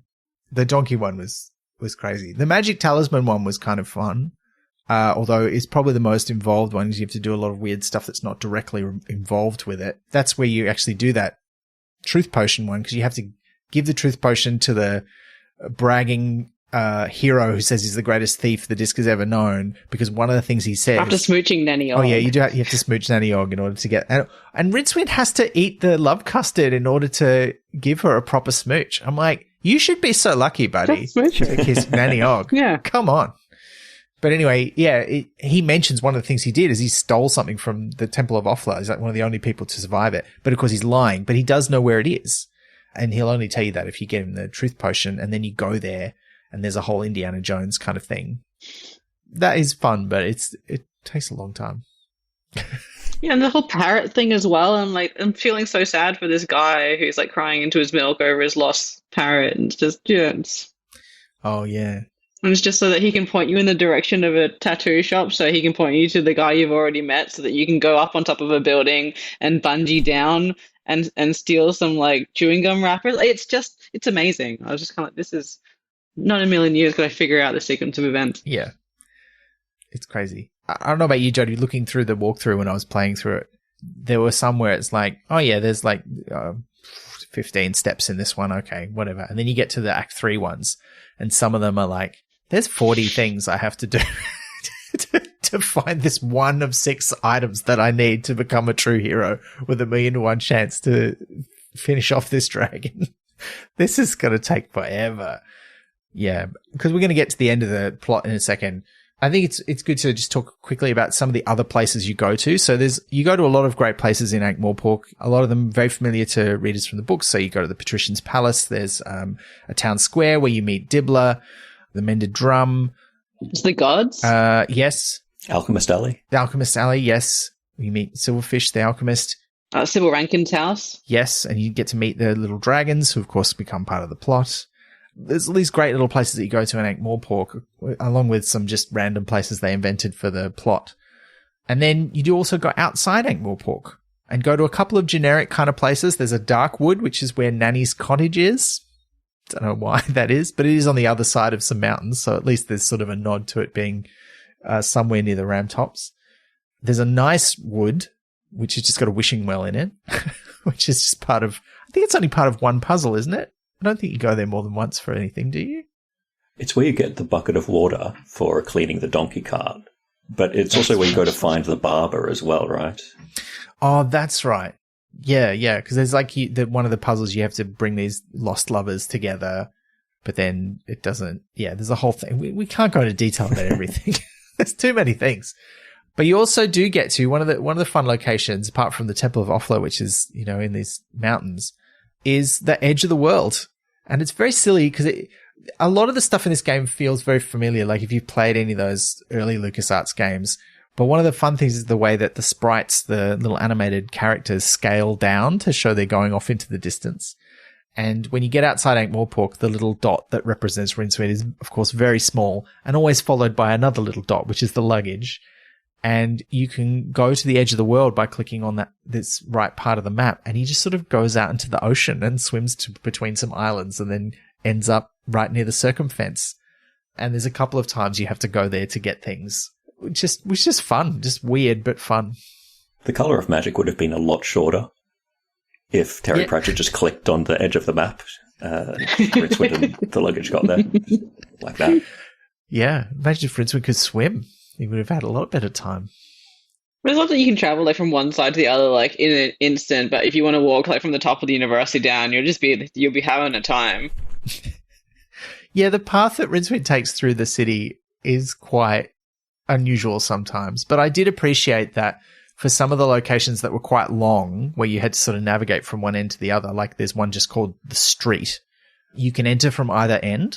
So you can kind of, if you know where you're going and you know where the thing is that you're trying to get to, you can click on that end of it and you'll go in that part. It feels very similar to the island maps in Monkey Island when you're walking around the island going between the different places. That was quite nostalgic for me. But look, you do assemble all these things that you need. So you get the moustache, you get the magic sword that goes ting. We see you get a normal sword and you have to get it sort of tuned up. You get a magic talisman. You get a magic spell, which is you read a book in the library and it enters your head, much like from the Octavo in the books. And you get, what's the other one? Oh, you get a tattoo of a birthmark, because all real heroes have a birthmark. And you also need some, someone describes it as camouflage. They get the word wrong. But you're going to disguise yourself, and that's the remains of someone who's been blasted by dragonfire against a wall. You kind of scrape the soot off the wall, and it's a person shaped, which is kind of horrifying if you think about it too much. So don't think about it too much. So you've got all these things, and that means that you're now ready to be a hero who can defeat a dragon. But it doesn't go exactly as planned, does it? I mean, no. I mean, we were talking about, is it satisfying when you finish things? How did you feel when we got to the end of Act 3? He didn't put all the stuff on. I'm like, I want to see him like in the garb. Like, you've spent all of this time gathering towards these elements. Stick on the donkey tail. Like, do the darkness of like the soot. Like, come on. Like, just give us even like a moment of that. Yeah. But we don't get that because how would you describe this scene that ensues when you are supposedly ready to confront the dragon as the hero? Basically, all of Act 3 might as well not have happened. You could have just jumped straight to this. Yeah. It does feel a bit that way. Like you could neatly excise it from the entire game and the plot would still be the same. Because I think you met everyone earlier, which is a bit frustrating. I know I didn't play it, but I'm kind of like, and there's like fun bits in it, but like if you can just lift it out and the narrative is not impacted, then I don't like it. I don't love it. It's fun. I'll tolerate it. How would you describe this, Jody? It does become a real movie quote-off at the end between Rincewind and the dragon, because you throw the sword at the dragon and it doesn't work. And then the dragon tries to kill Rincewind, but by a 1,000,000 to 1 chance, he survives.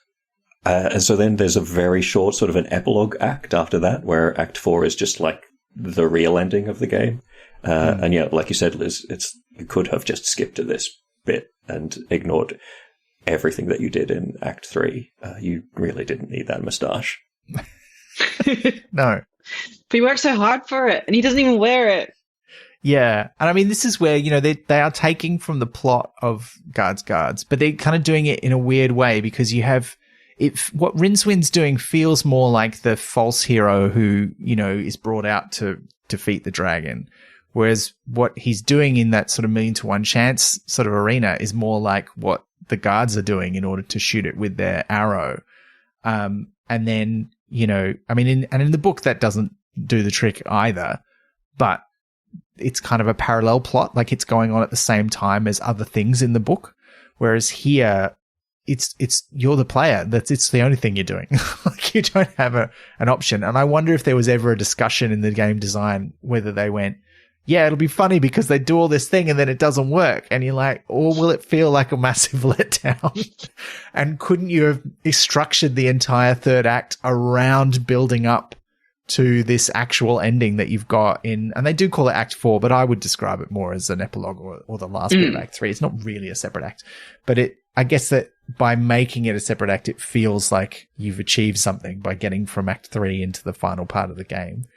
Yeah, it's a bit, bit of a letdown. I feel like you'd get the feeling, even if it didn't work, like the feeling of accomplishment would be a little bit better if he even just like used the stuff more than just the sword. Yeah. But then, if you've read Guards, you kind of know what to expect the real ending is going to be, which is that you go back to Lady Ramkin's Dragon Sanctuary and steal her dragon, Mumbo the 16th, who is very much a stand-in. So instead of Errol or Good Boy, we have Mumbo the 16th, who is a runty little swamp dragon who is always doing mating rituals because he thinks he's better than he is, or I can't remember exactly how they describe it, but they kind of, it's very similar to how they describe Errol in the book. But yeah, you get him and you have to power him up so he can go and try and impress the dragon, and you sort of set him up with a firecracker and a few other things. And he's off sort of exchanging flames with the dragon flying around. And the last thing you do to sort of finish the game, throw the love custard at the dragon so that the two of them get it on. And that's, yeah. Yeah. I mean, it's called a custard tart in the inventory, I should say, but the term love custard does get used more than once in the game, I'm sure. Well, because that's what it is. Yeah. And look, and that last, I don't know, I feel like there is some justice in that you've gone through all this incredibly complicated puzzle solving to get to this point. And then the last thing you've got to do is, I mean, it's still a bit complicated, but relative to all the things you've just done in Act 3, it's very simple. It's really just, like, I think it only involves, was like about 4 different items, which is very simple puzzle by Discworld standards. Yeah, it's kind of a victory lap, I guess, because you need coal to power up Mumbo the 16th, who are like, he appears in your inventory as M16. And that's cute. Which is fun. Yeah. Yeah. So you need to go and find ammo for M16. And so you just have to remember, where did I see coals when I was hanging around in all of these different locations? Where was there a pile of hot coals? And so you go to the dwarf mine, there's coal in the forge. You go to Naniog's hut, where there's coal beneath the cauldron. And I think the dungeon beneath the Patrician's palace, the torture chamber, has coal in it. So you just you have to have been paying attention and twig, like, in the background of this scene, there were some hot coals. Round them all up, feed them to Mumbo's the 16th, and then you can finally unlock the final cutscene. Yeah. And look, and there is, like you were saying earlier, there is something really nice about the fact that you revisit so many places in this game. And because you can go to them at any time, most of them. And then once they're unlocked, you can just go back there whenever you want. There's very few that are like, you only get to visit this place one time. You do feel rewarded if you do make notes or remember things. And I think that's something else to remember too, is that when we used to play these games, we didn't just sit there shouting at each other. Usually you'd have a notebook out and you'd be writing stuff down. You'd be like, oh, hey, yeah, what, this guy said this guy said that. You're probably not writing an absolute inventory of everything that's in every location, but you might, depending on how desperate you're getting towards the end of the game. And so you feel rewarded for remembering things or making notes or making a good guess. And going, oh, what could there be coals in surely they've got like branding irons or something in the dungeon where they're like, torturing people. And you're like, yeah, great. There is coal there. Good for me. So that does feel satisfying, I think. Mm. Yeah. But how do we feel narratively about the ending? I feel good about it. Yeah. And it rounds off Death's storyline as well, like right afterwards, sort of. I just feel like I don't get to have a proper opinion because I didn't play it. I watched someone else play it. So I'm just like, watching it, I'm like, yeah, it's satisfying. But my main criticism is of like all of Act 3 being nothing, really. It's pretty reasonable criticism. Yeah. I guess it feels different when you're playing it in the sense that the struggle that you went through to get there means that you do have an increased sense of relief that it's all over. Yeah. But what was the struggle for? So that you didn't have to play this game anymore. Well, it's also so you didn't have to buy another game for 6 months, I guess, is part of the struggle, right? Yeah, you feel like you got your money's worth out of it, even if a lot of that was hearing Eric Idle say that doesn't work 4 million times, as one of our listeners pointed out. Yeah, it's a lot. I do love that the final thing being like the custard was an essential element was a thread through the whole game. So like the first thing you have to do is get the book, and when you swap the books over, like they make the custard, and so like that kind of has a nice sort of through all the acts continuity, which I think is nice. Yeah, that's fair. Like they do make it quite important. Like, you also use it to defeat the Brethren when you change history and all that kind of stuff. So you are kind of reminded of its existence many times. Maybe that's why he has to take some to smooch Nanny Og, to remind you that the custard is there. Maybe. Yeah. Even though it's rude. Yeah, it is rude. They really did Nanny Og dirty in this game. I feel like Nanny Og and Carrot a little bit as well. The portrayals of them do seem oddly mean-spirited here. Yeah, it does seem like he comes across as quite officious, like just looking for an excuse to arrest someone rather than, oh no, this person's doing something wrong, as he is in the book. So yeah, I'd agree with that. I don't think the Patrician comes off too well either. Yeah. No, and you don't really get a good angle on him. He's just kind of like always up and haughty, but not in the like lovable way that we get. But is he veterinary? Like, do they say specifically he's veterinary, or is he like the mysterious possible non-veterinary patrician of the early books? Well, they don't mention his name. That is true. And he sits on a throne instead of just the very ordinary chair that veterinary sits on. So I could see that argument that he's a different, just like the Arch-Chancellor is maybe not Ridcully. Yeah, there's a few characters who sort of fulfill a generic role, but I'd like to think that that was a deliberate decision to make a character who would otherwise, you would be like, why aren't they involved in the plot? But because they've turned them into a bit more of a generic character, you're like, oh, of course they're not involved in the plot. They don't even have a name. Right. Which makes a bit more sense. Well, look, hopefully you've got an idea a bit there of the plot now, listener, even if you've never played the game. And we're going to get on to some of your questions in a second. But are there any other things that people want to mention that really stuck out to you while playing it, or any favorite bits or jokes? Like, we haven't mentioned a lot of the specific jokes because it is packed full of jokes. They're not all bangers. They don't all land necessarily, particularly not now, 30 years later. But do we have any favorite bits or things we want to point out? I like the Indiana Temple of Doom with the boulder running down, that they have like almost that scene, that reference when he's at Offler's. That's good. But the main thing is the octopus down the toilet, and I've mentioned that multiple times, so I think I'm good. Infamous. Yeah. I did like when you just click on things and you get a little bit of description. That is a fun way to explore a game. And when you're in the Unseen University, one of the statues that you examine, Rincewind says, oh, that's not a statue. That used to be a frog. He should never have asked to be turned into a handsome plinth. Yes. I wrote that one down too. That was a great one. Because some of the puns are great. And actually, Liz, I want to know what your opinion was, because you wouldn't have got all of them watching that playthrough, but you would have got a lot of them. What was your opinion of this game's pun game? Because some of them were ones from the books from Pratchett, but a lot of them were new ones written by the writer of the game. So the dialogue was written by Paul Kidd, and the plot, the game in general, was written and directed by Greg Barnett. So they're coming up with these jokes. What did you think about the pun game here?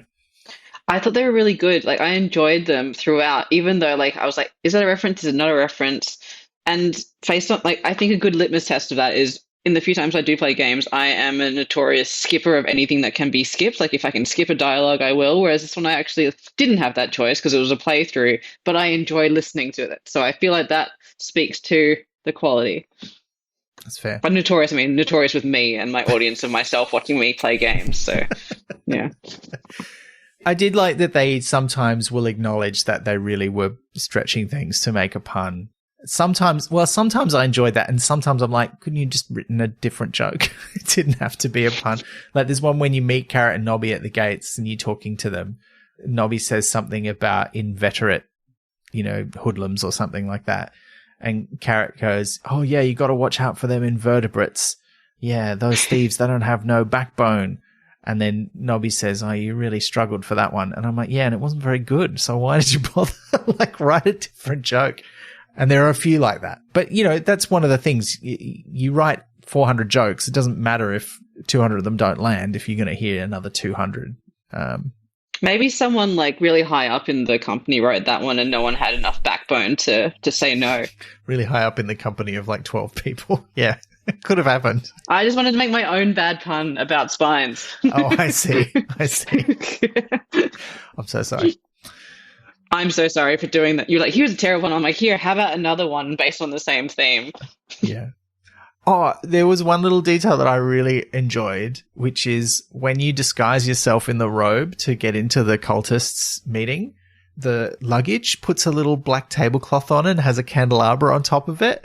Like, it's going to get disguised too. And then Rincewind's like, and it like goes around and hides behind a thing instead of coming in with him. And I think the luggage is quite delightful in this. It's not, it is dangerous, but for the most part, it's portrayed by like this like loyal dog. Like, even when it's standing still, like, it moves around with all these legs. It looks like a creepy spider thing. But then when it stops, it sort of like wiggles its butt like it's wagging its tail and stuff. And it's very cute. I really love the luggage in this, even though it's not quite the luggage of the books. Yeah, the luggage comes off well. I think the sort of British seaside postcard humour stuff didn't land for me very well on this replay. Yeah. But I did like things like when you meet the guards and Nobby mentions how there's been a crime spree. Someone keeps stealing small, inconsequential items and there's no pattern to it. Nobody really knows what's going on. And Rincewind's like, baffling. Good luck with that. I have no idea what you're talking about. Yeah, that was great. I really like that. And there's a lot of little nods like that. They do lampshade a bit what Rincewind is doing because they recognize in some way this would not make sense if this was not an adventure game. And every now and then they'll acknowledge that. And that is quite fun. Yeah. But I agree. There's a lot of gags in this that are very 80s, 90s gags that you just like, that's not such a funny thing to joke about anymore. Yeah. And I think nowadays you'd also just have a lot more women in it. Like that would be a good place to start. Maybe. Not just in the cast of the voices, but also like in the story. That would be nice. Yeah. Yeah. But that's a problem in the early Discworld books too, so. Yeah. I mean, you have to work with the material given, so. Yeah, to an extent. Yeah, for sure. Yeah. All right. Well, look, we got some really fun questions from you listeners, so we want to get into those. Liz, what's our first question? All right, so I'm going to merge our first two questions. They're from Moloko via Discord. First of all is, did you get the number of that donkey cart? Oh. And then, what was the most obscure puzzle for you to solve? Oh, man. That isn't, because that line, did you get the number of that donkey cart, is also said so many times in the game, mostly by Rincewind, but also by other characters, including at a crucial point, an assassin, which is that whole puzzle that you were talking about, Jody. The answer is yes, we did get the number of that donkey cart, right? But only because we bloody had to. That's right. The answer, we didn't really, we faked it. We got the number of a donkey cart. We framed a donkey. That's a real perversion of justice, Rincewind. Like, that's going on the list. And for what? Why? Why does this donkey have to end up in the stock? Didn't even wear its tail as a moustache. Yeah. I think that is the answer to the most obscure puzzle as well, probably, the moustache. It reminded me of, there's an infamous puzzle in Gabriel Knight 3 where you need to get a moustache. And I don't know why it is that adventure games love to make us get fake moustaches. But in Gabriel Knight 3, you have to like rent a vehicle that someone else has booked. So you steal their passport so that you can pretend to be them to rent the vehicle, but you have to disguise yourself as them first. And that means you need to get a moustache by stealing sticky tape from a hotel when the concierge isn't looking and then scaring a cat so it runs under a fence, but having the sticky tape along the bottom of the fence so that the cat's hair gets caught on the sticky tape so that you can use it with some gum that I think you also stole from a different shop to make a fake moustache, to pretend to be someone whose passport you have, and on the passport, he doesn't have a moustache. Oh my God. I mean, this is why so many adventure games lean into comedy, right? Because the things they get you to do are absurd. And I can probably count the number of adventure games that carry off a serious tone on like one hand, right? And Gabriel Knight is supposed to be a serious one. It's like a weird cult murder kind of like, I don't think I ever played the third one, so I don't know what the plot is about, but it's that sort of weird mystery kind of game, right? Yeah, you are a detective, voiced by Tim Curry doing a New Orleans accent, which is amazing. But he's supposed to be a serious character, this like bookstore-owning voodoo expert who solves murders, but solves murders by doing the most ridiculous things if you take 5 seconds to step back and actually look at what the plot is about. Yeah, so much nonsense. But you think the donkey hair one was the most obscure puzzle? It has a lot of competition. It does. I feel like it wasn't the most obscure one for me. I know that we did touch on the octopus one. I think but at least there's some hint in the dialogue I think that one kind of works against you because the hint in the dialogue, it links factually these things to that character because he mentions the octopus, but it doesn't tell you what to do. And in fact, it kind of suggests, it kind of goes in that direction. And I think it kind of makes the things that are off about that puzzle even worse in a way. I don't know. Yeah, it's pretty bad. I don't think that's the most difficult to solve one, but it's probably the one I like the least. Some of the Act 3 stuff is really, really convoluted and takes a long time. Like getting the Eye of Offla is such a long journey from the start to the end. I don't know if it's the longest one in the game, but it's pretty long. Like all the things you do to get from one place to the end. So I think that might be the most convoluted one for me because you don't even really know why you're going there yet. Right? Like it's not until you talk. Yeah, I don't think at any point someone really says, yeah, there's a magic talisman there. Like there probably is a clue in the dialogue somewhere, but you can do it without finding that clue. And that's kind of weird as well. So I think that's that one for me.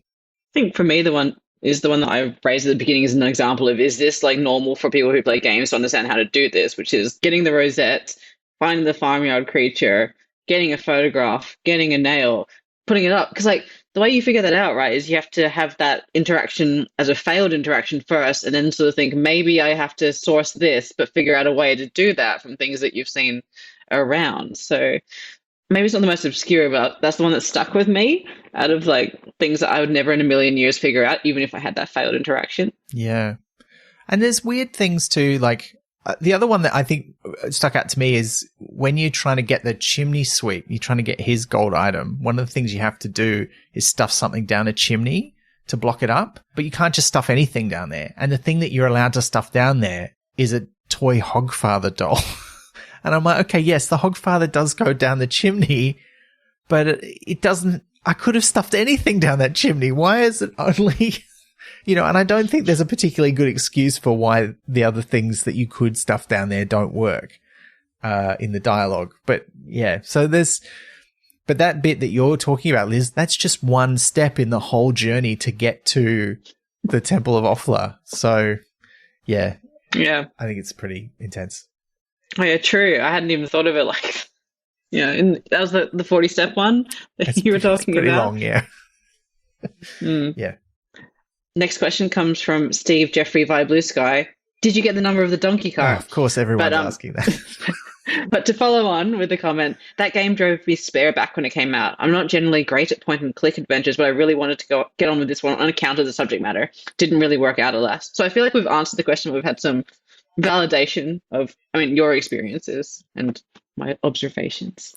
I did have fun along the way, but I think it was more fun when I was doing it for the first time, whereas now I have a slightly more modern idea of what an adventure game design and puzzle design would be like. It is frustrating to go back to the old school. Just try everything and maybe you'll be inspired by some bit of dialogue to think the way that we want you to think to solve this puzzle.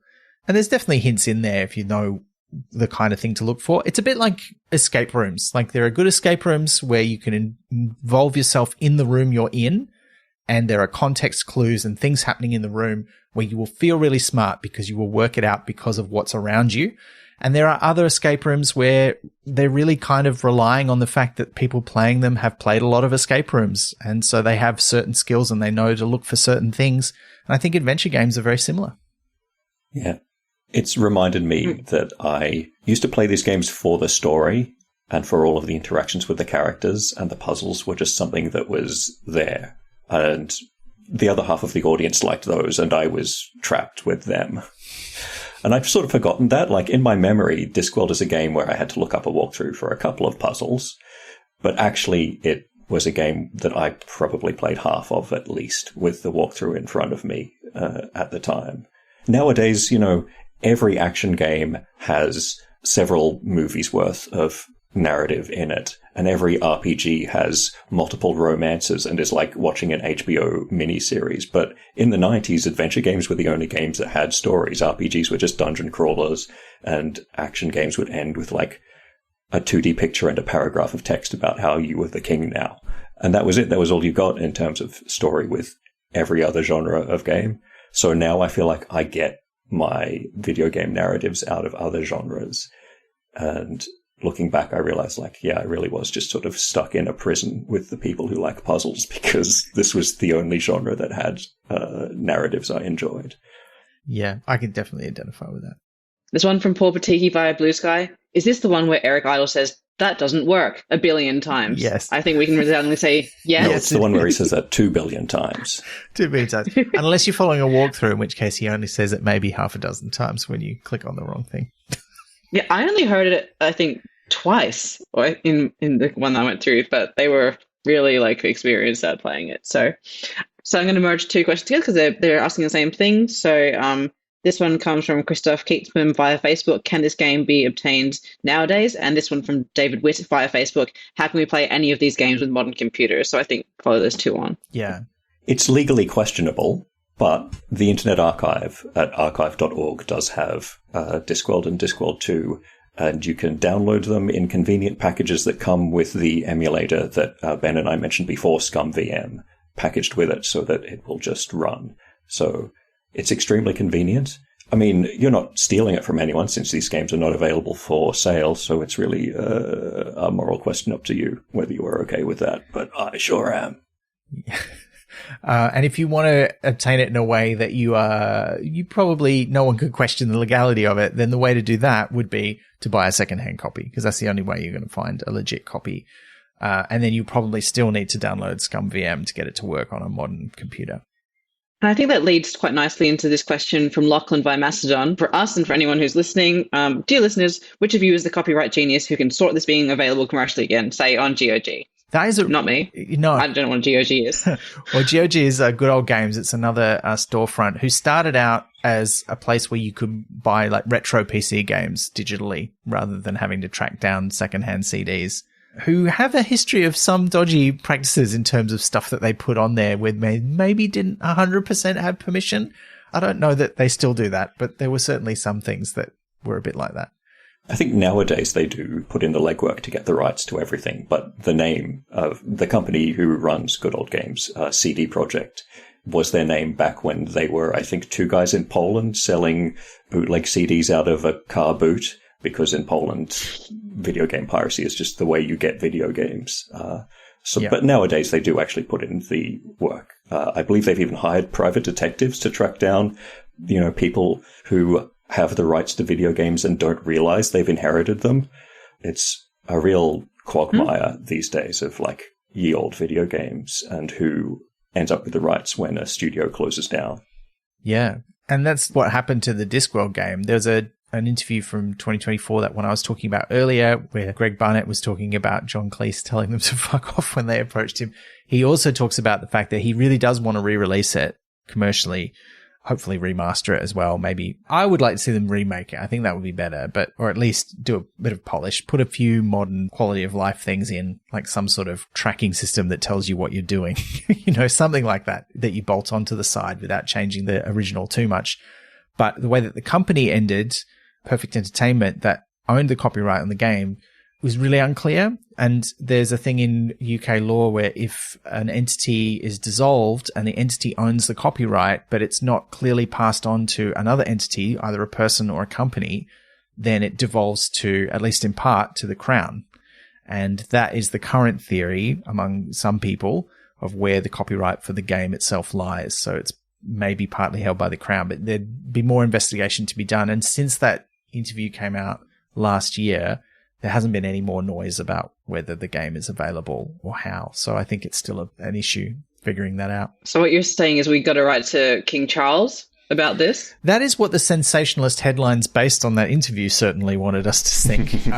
There were several. Sorry for working at a newspaper. No, that's fine. But there were headlines like King Charles owns the rights to the Lost Discworld game. And you're like, maybe, and not really him, the Crown, which is slightly... Yeah, but that's in keeping with the game that you're going to have to do all these weird steps to eventually, like, you got to get to King Charles to eventually be able to play the game. And that's the time travel element of it that, like... I see. Yeah. Well, yeah. It'd be interesting if... I'm sure if someone talked to him about it, because he was a big British comedy nerd, like he loved the Goons and Monty Python and stuff. And I think if someone said to him, this game that stars Eric Idle, do you know anything... He would probably devote some small amount of his horrendously massive resources to figuring it out. But I don't know. Anyway, so it's a question that I'm sure some people are trying to resolve. Yeah. Yeah. One of my colleagues at PC Gamer actually reached out to Rihanna Pratchett and asked her about this when the story broke. And she said that her company, is it called Narrativia, had actually looked into this and found it was extremely confusing and that possibly Sony was actually the one who owned the rights these days. So much as I like the idea of, I don't know, locking King Charles in a toilet with a custard and an octopus, it might just be that Sony has the rights and don't want to sell them. Yeah, that is possible, because one of the things that happened was there was a lawsuit between Perfect Entertainment and Sony over a contract about how many games that they were supposed to make, or one of them was supposed to publish. I don't remember the details. I'll find a source for that and I'll put it in the episode notes. But yeah, that is definitely also a plausible explanation. Probably more plausible than King Charles is in charge. But it's more beautiful and narratively fitting if it's King Charles. Fair. All right. Malcolm via Discord asks, favorite character cameo, and following on from that, favorite new character added for this game. What do we think? Mine's going to be Nanny Ogg. She's always my favorite when she's in somewhere. Sorry, Ben, to steal yours, possibly. That's all right. I feel like it's not really Nanny Ogg, but there's enough Nanny Ogg that she's definitely a lot of fun. Even Essence of Ogg is like enough for it to be a joyous experience. Yes, I'd agree. But I think my favorite actually is maybe Thomas Silverfish, who is a character who appears in moving pictures and is not a major character, but I don't know. I just really like this take on the alchemist inventing moving pictures. And Rincewind just really fucks him over in so many ways in this game. Just destroys his lab like about 3 times. And he just keeps going. And he's voiced by John Pertwee. So what's not to like about him? Yeah. Just catering to all your things.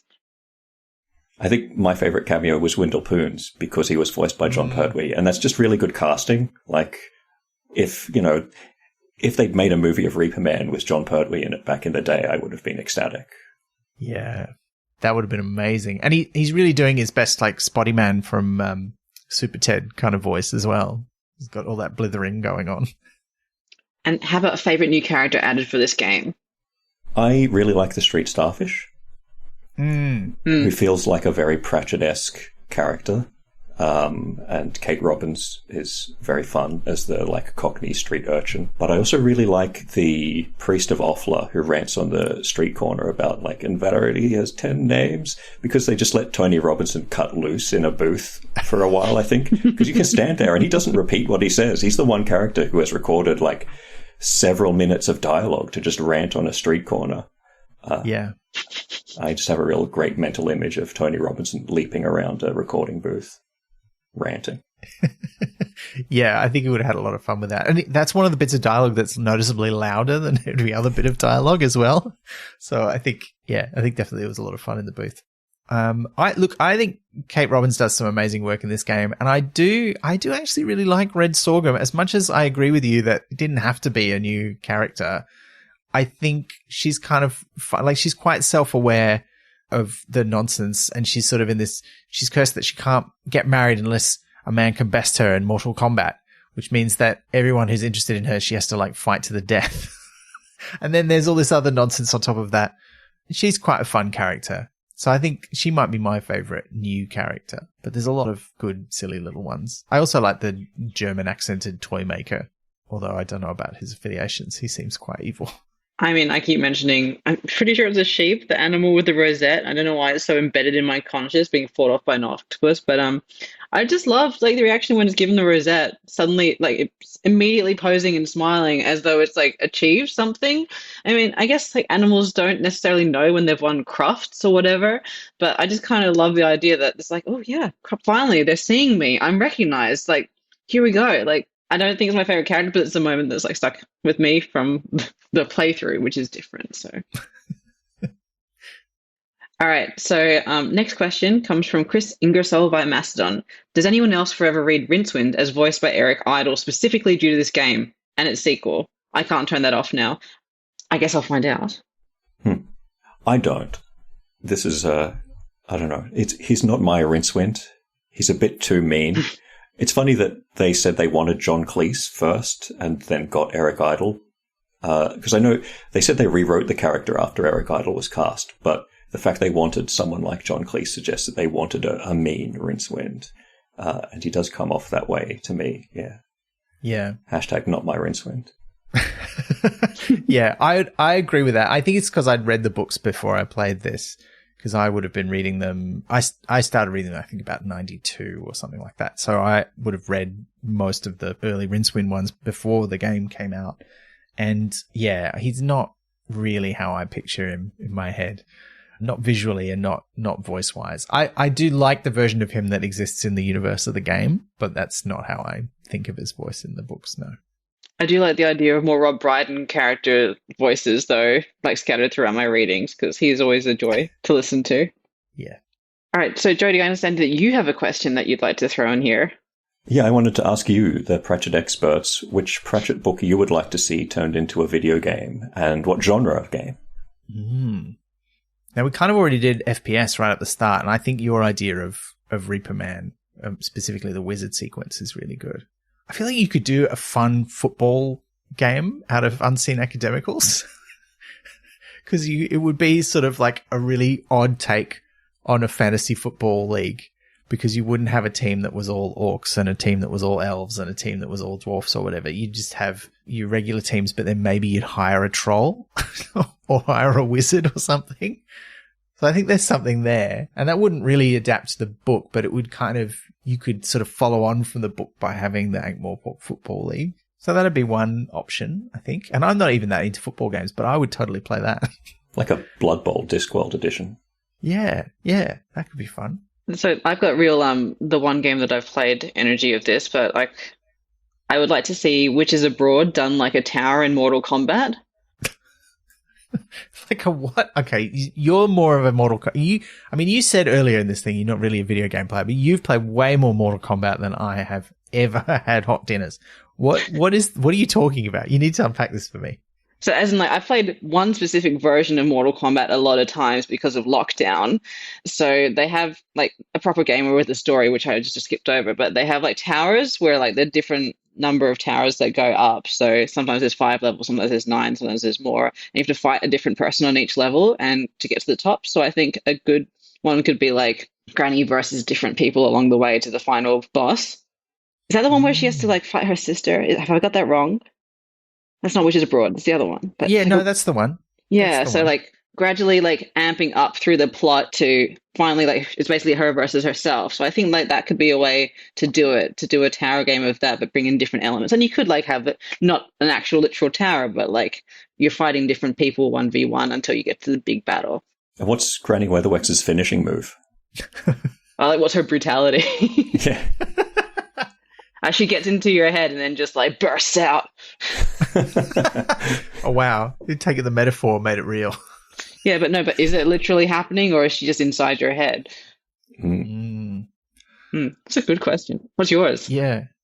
Well, because the early Discworld books especially have so much like of a parody of role-playing games with like the leveled spells and the dungeon dimensions, I really want a Discworld RPG.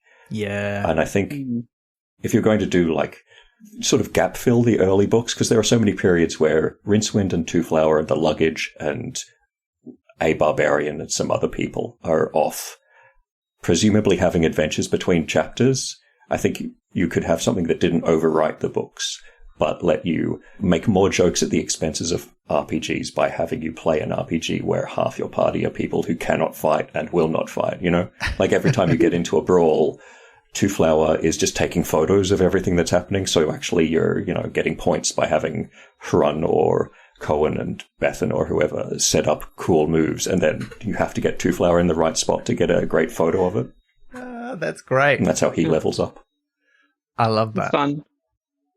Yeah. I do think, I think some sort of open world RPG would be fun too. I like that one because that feels like it's an old school, like team based top down AD&D style thing, which would feel very of the time. But I also wonder if there's like a Skyrim version where you wander around the Ramtops as a trainee witch, learning spells and helping people. That could be kind of amazing, which would have very little combat in it. I think that would be such a rich vein for, because we don't have a lot of those sort of real big open world games that are not all about you're constantly being attacked by bears and bandits and stuff. Where you're experiencing like combat related to your mortality kind of thing. Yeah. Whereas this would be, there's dangers here, but you don't deal with them by fighting things. You deal with them in other ways. Kind of be like a combo survival game, an open world RPG kind of thing. The Ramtops would be a great setting for a video game. Do you know the origin of the name Ramtops? No. On the ZX Spectrum, you had a separate section, like there were different memory addresses, and some of them had to be projected. So your computer has RAM and ROM, and the ROM is read-only memory that cannot be overwritten, and the RAM is random access memory that is, every time you type something in, it temporarily goes there and is constantly being overwritten. And on the ZX Spectrum, which I think was Terry Pratchett's first or second computer, right at the top of the RAM is an area that cannot be overwritten, the RAM top. That's so good. That's great. I've never heard that before. Yeah, a real deep cut from someone who was sitting at a computer typing books for a real long time and learning a lot about them. That's really awesome. Oh, okay. All right. Well, then I think that would be a great setting for a video game in one way or another. Yeah. The spiritual return. Yeah, yeah. And also just because you could have so many great things. You could go down to the chalk and have like a beautiful sort of pastoral setting. You go up into the creepy woods. You got icy, snow-covered mountains. You got weird creatures living in the forest. You've got old crumbling castles. Like it's got everything you could want, really. Collect ingredients, make potions, have like a cozy cottage that you get to choose how it's laid out. I'd vibe with that. Yeah, and I think if you're a young witch, like a young apprentice, like you could make a story out of the Tiffany Aching books where you play as Tiffany or one of her friends, maybe, or you could make a new game where Tiffany is training the next generation. All right. So our last question comes from Moloko via Discord. Any recommendations for listeners of similar point-and-click style puzzle games that you've enjoyed? Ooh, there's a lot of good ones.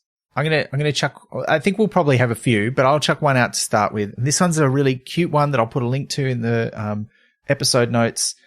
This is a great one for anybody, even if you've never played one of these games before. It's not super hard, and it's just really cute. It's called Duck Quest, and there is a newer game called Duck Quest, so it's not the same.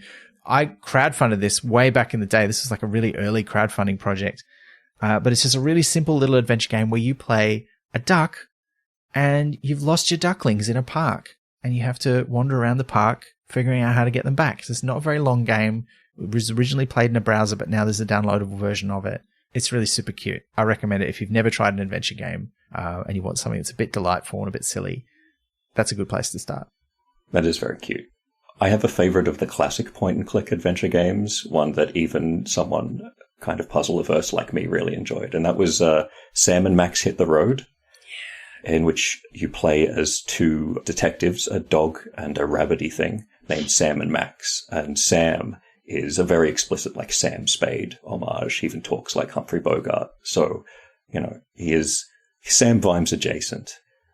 It's a parody of film noir, where you sort of go on a road trip across America. And it has a really great line in making fun of that kind of roadside attraction, which Australia is famous for, right? We've got the big banana, we've got the big pineapple. In Sam and Max Hit the Road, you spend a while at the world's biggest ball of yarn. And I think the overall story is about you proving the existence of Bigfoot. It's been a while. Yeah, I think that's right. And it does blur in my head a little bit because it was one of the ones that Telltale picked up and did a sequel to many years later, and I played a little bit of those. But I think that's right. I think the original one was Bigfoot related. Yeah. And those characters were just really fun, as just having what if Sam Spade was a dog. And they're freelance police, which means they solve crimes but are completely amoral and constantly break the law. At one point you try to defuse a bomb, but then can't do it, so you just throw it away. And Sam's like, how can I dispose of this in a way that it doesn't hurt anybody we know or at least care about? So you just throw it out the window, and Max says, nothing but strangers out there. Yeah, you do great at the train issue. Like, there were three strangers or one person, That's one way to solve the trolley problem. I don't know these people. The train issue. Yeah, the trolley problem. That's what I meant. I got you. I knew where you were going. Yeah, and I don't know, it's based on a comic book, right? Those are comic book characters. And I've always meant to track down the comic because it's so weird. It's got such a really unique tone. Yeah, that's a great suggestion, Jody. Literally the only thing I can recommend is the one comparable game that I played, which is Freddy Fish, which I cannot emphasize enough. A game I played when I was younger than 10. But, if you can solve it when you're under 10, it's not going to frustrate the hell out of you. You can probably whack it out in a few hours. Plus, it's cute. You're a fish that is trying to help restore kelp to undersea I remember it being very fun, but again, I was under 10 and I found a lot of things fun that I probably wouldn't find fun now.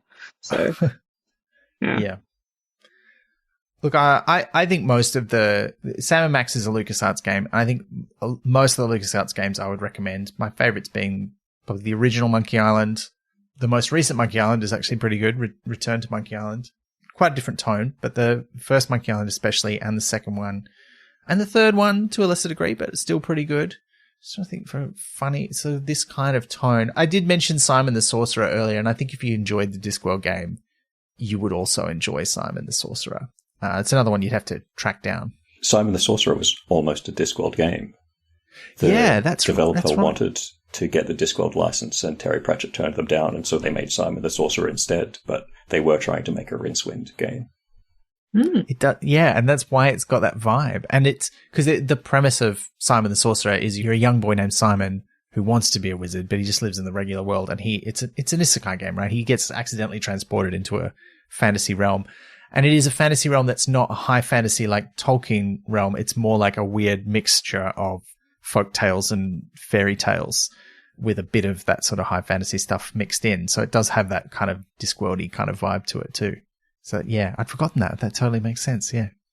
I was also a big fan of the Quest for Glory games, which were Sierra, LucasArts' competitor. But they were point-and-click adventures, but they have RPG stuff in them as well. So you have, you make a character and you choose a class and they have skills. So if you're presented with a puzzle, you can probably solve it like 3 different ways, because there'll be the sneaky way for the thief and the magic way for the wizard and the very straightforward way for the fighter where you just hit it, usually.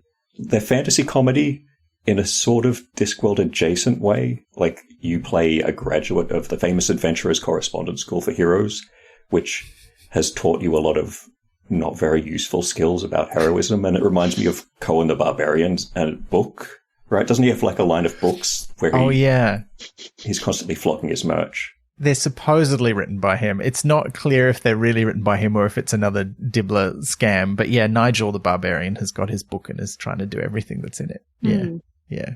Yeah, in Quest for Glory, you're basically Nigel the Barbarian. You're a young hero who has been fed a pack of nonsense by a diploma mill, and so you set off into this world based on different...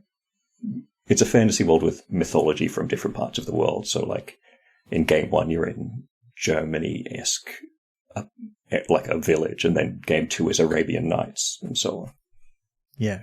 Originally, it was called Hero Quest, and then they had to change the name because Milton Bradley said, excuse us. And so it got changed to Quest for Glory. I think that's what happened anyway, but I remember playing the first one when it was still called Hero Quest. Yeah. I think the best comedy one from that Sierra stable is probably still the Space Quest games, and particularly I think Space Quest 4 I think was the really good one, because they skipped a number. I think it was 3. They didn't make a Space Quest 3. And then they had Space Quest 4 was like a search for the sequel or something like that. And it's a time travel game where you go back and forth through the history of the series. And it's a very silly, it's a bit Red Dwarf-esque in a way, but you also have a central character who's a bit like Rincewind in that they're a janitor on a spaceship. They're not really a space hero, but they're thrust into that role. But it does have a lot of the very frustrating things that Sierra Games has, which is that if you turned left when you should have turned right, you just die and you have to load your game. So I don't recommend it on that score, but it did have some jokes that amused me when I was a kid, but I still think Monkey Island is the best comedy game from that era of adventure games. But I'd also recommend some of the modern ones made by the same people. So The Cave is pretty good, and especially Thimbleweed Park, which may or may not have a familiar sounding voice in it if you go digging through the phone book in the game. It does. It's me. I'm in it. Well, I think that's it for our listener questions. Listener, do you have any recommendations for point-and-click adventure games that we should try? Please send them in. Do you have any recommendations for other games that we should play that are Discworld-esque, whether they're adventure games or not? And would you like to hear us do episodes about the other 2 point-and-click adventure games for the Discworld, that being Missing Presumed ... which is the second one, or Discworld Noir, which is the very different take for the third game, even though it was a lot of the same people making those. But that kind of brings us to the end of the episode. Jody, thank you so much for joining us. Thank you for having me. If people want to find more of your work, they want to read your games journalism and find out more about all of your opinions on all the latest games, get some more recommendations, where should they go to find out? Yeah, just go to pcgamer.com. I am writing stuff there pretty much every day. Fantastic. Wonderful. I'll put a link to that in the episode notes. And look, thank you, listener, for joining us on this journey. It's been a rocky road for the podcast recently, but we feel like we're getting a bit more back on track. And in light of that, next month, we're going to be reading an actual, honest to goodness, almost the last one we have left, Discworld novel. Liz, we're going to get back on the train. Yeah, the train problem. The train problem. The train issue. Because we'll be reading Raising Steam, which is, I mean, the only two books we've got left are ones I haven't read before. So they're ones that I'm reading for the podcast for the first time. So I'm quite excited. Have you read Raising Steam before? I'm pretty sure this is the one I was partway through reading when he died, and I just stopped reading it. That's right. Like it was literally in my bed, and I woke up and I scrolled my phone, and I was like, okay. And then I just haven't kept reading it since. So yeah. Well, now it's time. We're gonna read it and we're gonna discuss it. And we'll be joined by a returning guest who hasn't been on the show for a long time, but we've been looking for an excuse to have him back. We're going to have Craig Hildebrand Burke coming back to join us, who was with us all the way back when we discussed Jingo, which is a very long time ago now. But that's going to be year 1, year 2. Yeah, year 1 or 2. So it's a long time. So I'm really looking forward to that. So if you've got any questions about Raising Steam, please send them in to us. Yeah, raise them now. You can send them on social media using the hashtag Pratchat90, or you can send us an email at chat@pratchatpodcast.com. And you might notice that normally when we've had a nice round number that was divisible by 30, we have done a special backchat sort of show where we just answer lots of questions. We're not doing that for number 90 because we feel like we're on the end road. And if we're going to do another one of those, we'll save it for number 100. So stick with us. We're nearly there. We don't have many books left to go. But if you'd like to find out more about the show, you can go to our website at pratchatpodcast.com. And among other things, you'll find a list of all the books Pratchett wrote, along with links to the episodes about them. You'll find an index of the episodes of the podcast. And you'll also find details on how you can monetarily support the podcast if that's something you'd like to do. It does help us to keep making it. It helps us to get back on track here. And you do get access to some extra goodies. I have recorded, finally, my extra episode about my other bookshelf of non-Pratchett books, where I talk about a few of the ones there that I might recommend. And Liz, I'm hoping I can convince you to do the same. I might have to come around to your house with a microphone and just point at twist books my on arm, your shelf. why don't you? Yeah, I'll make you talk about books, Liz. What a horrible fate. I know, and it's not as though I have various bookshelves that I've spent hours, possibly weeks of my life carefully cataloging. But it's not like I've got stuff to talk about. So yeah. All right. Well, that's it for us this episode. And so until next time, please remember to get the number of that donkey cart. You've been listening to Pratchat, the monthly Terry Pratchett Book Club podcast with Pratchatters Elizabeth Flux, Ben McKenzie, that's me, and guest Jody Macgregor. Pratchat is produced and edited by me on the unceded lands of the Wurundjeri Woiwurrung peoples of the Kulin Nation. Our music is by David Ashton. We're on social media as Pratchat or Pratchat Podcast, and you can listen to past episodes and support the production of new ones via pratchatpodcast.com. Join the conversation for this episode using the hashtag Pratchat89. Pratchat is brought to you by Splendid Chaps Productions. We make entertainment for your ears, like the Doctor Who podcast Splendid Chaps and time travel comedy series Night Terrors. To find out more, visit splendidchaps.com.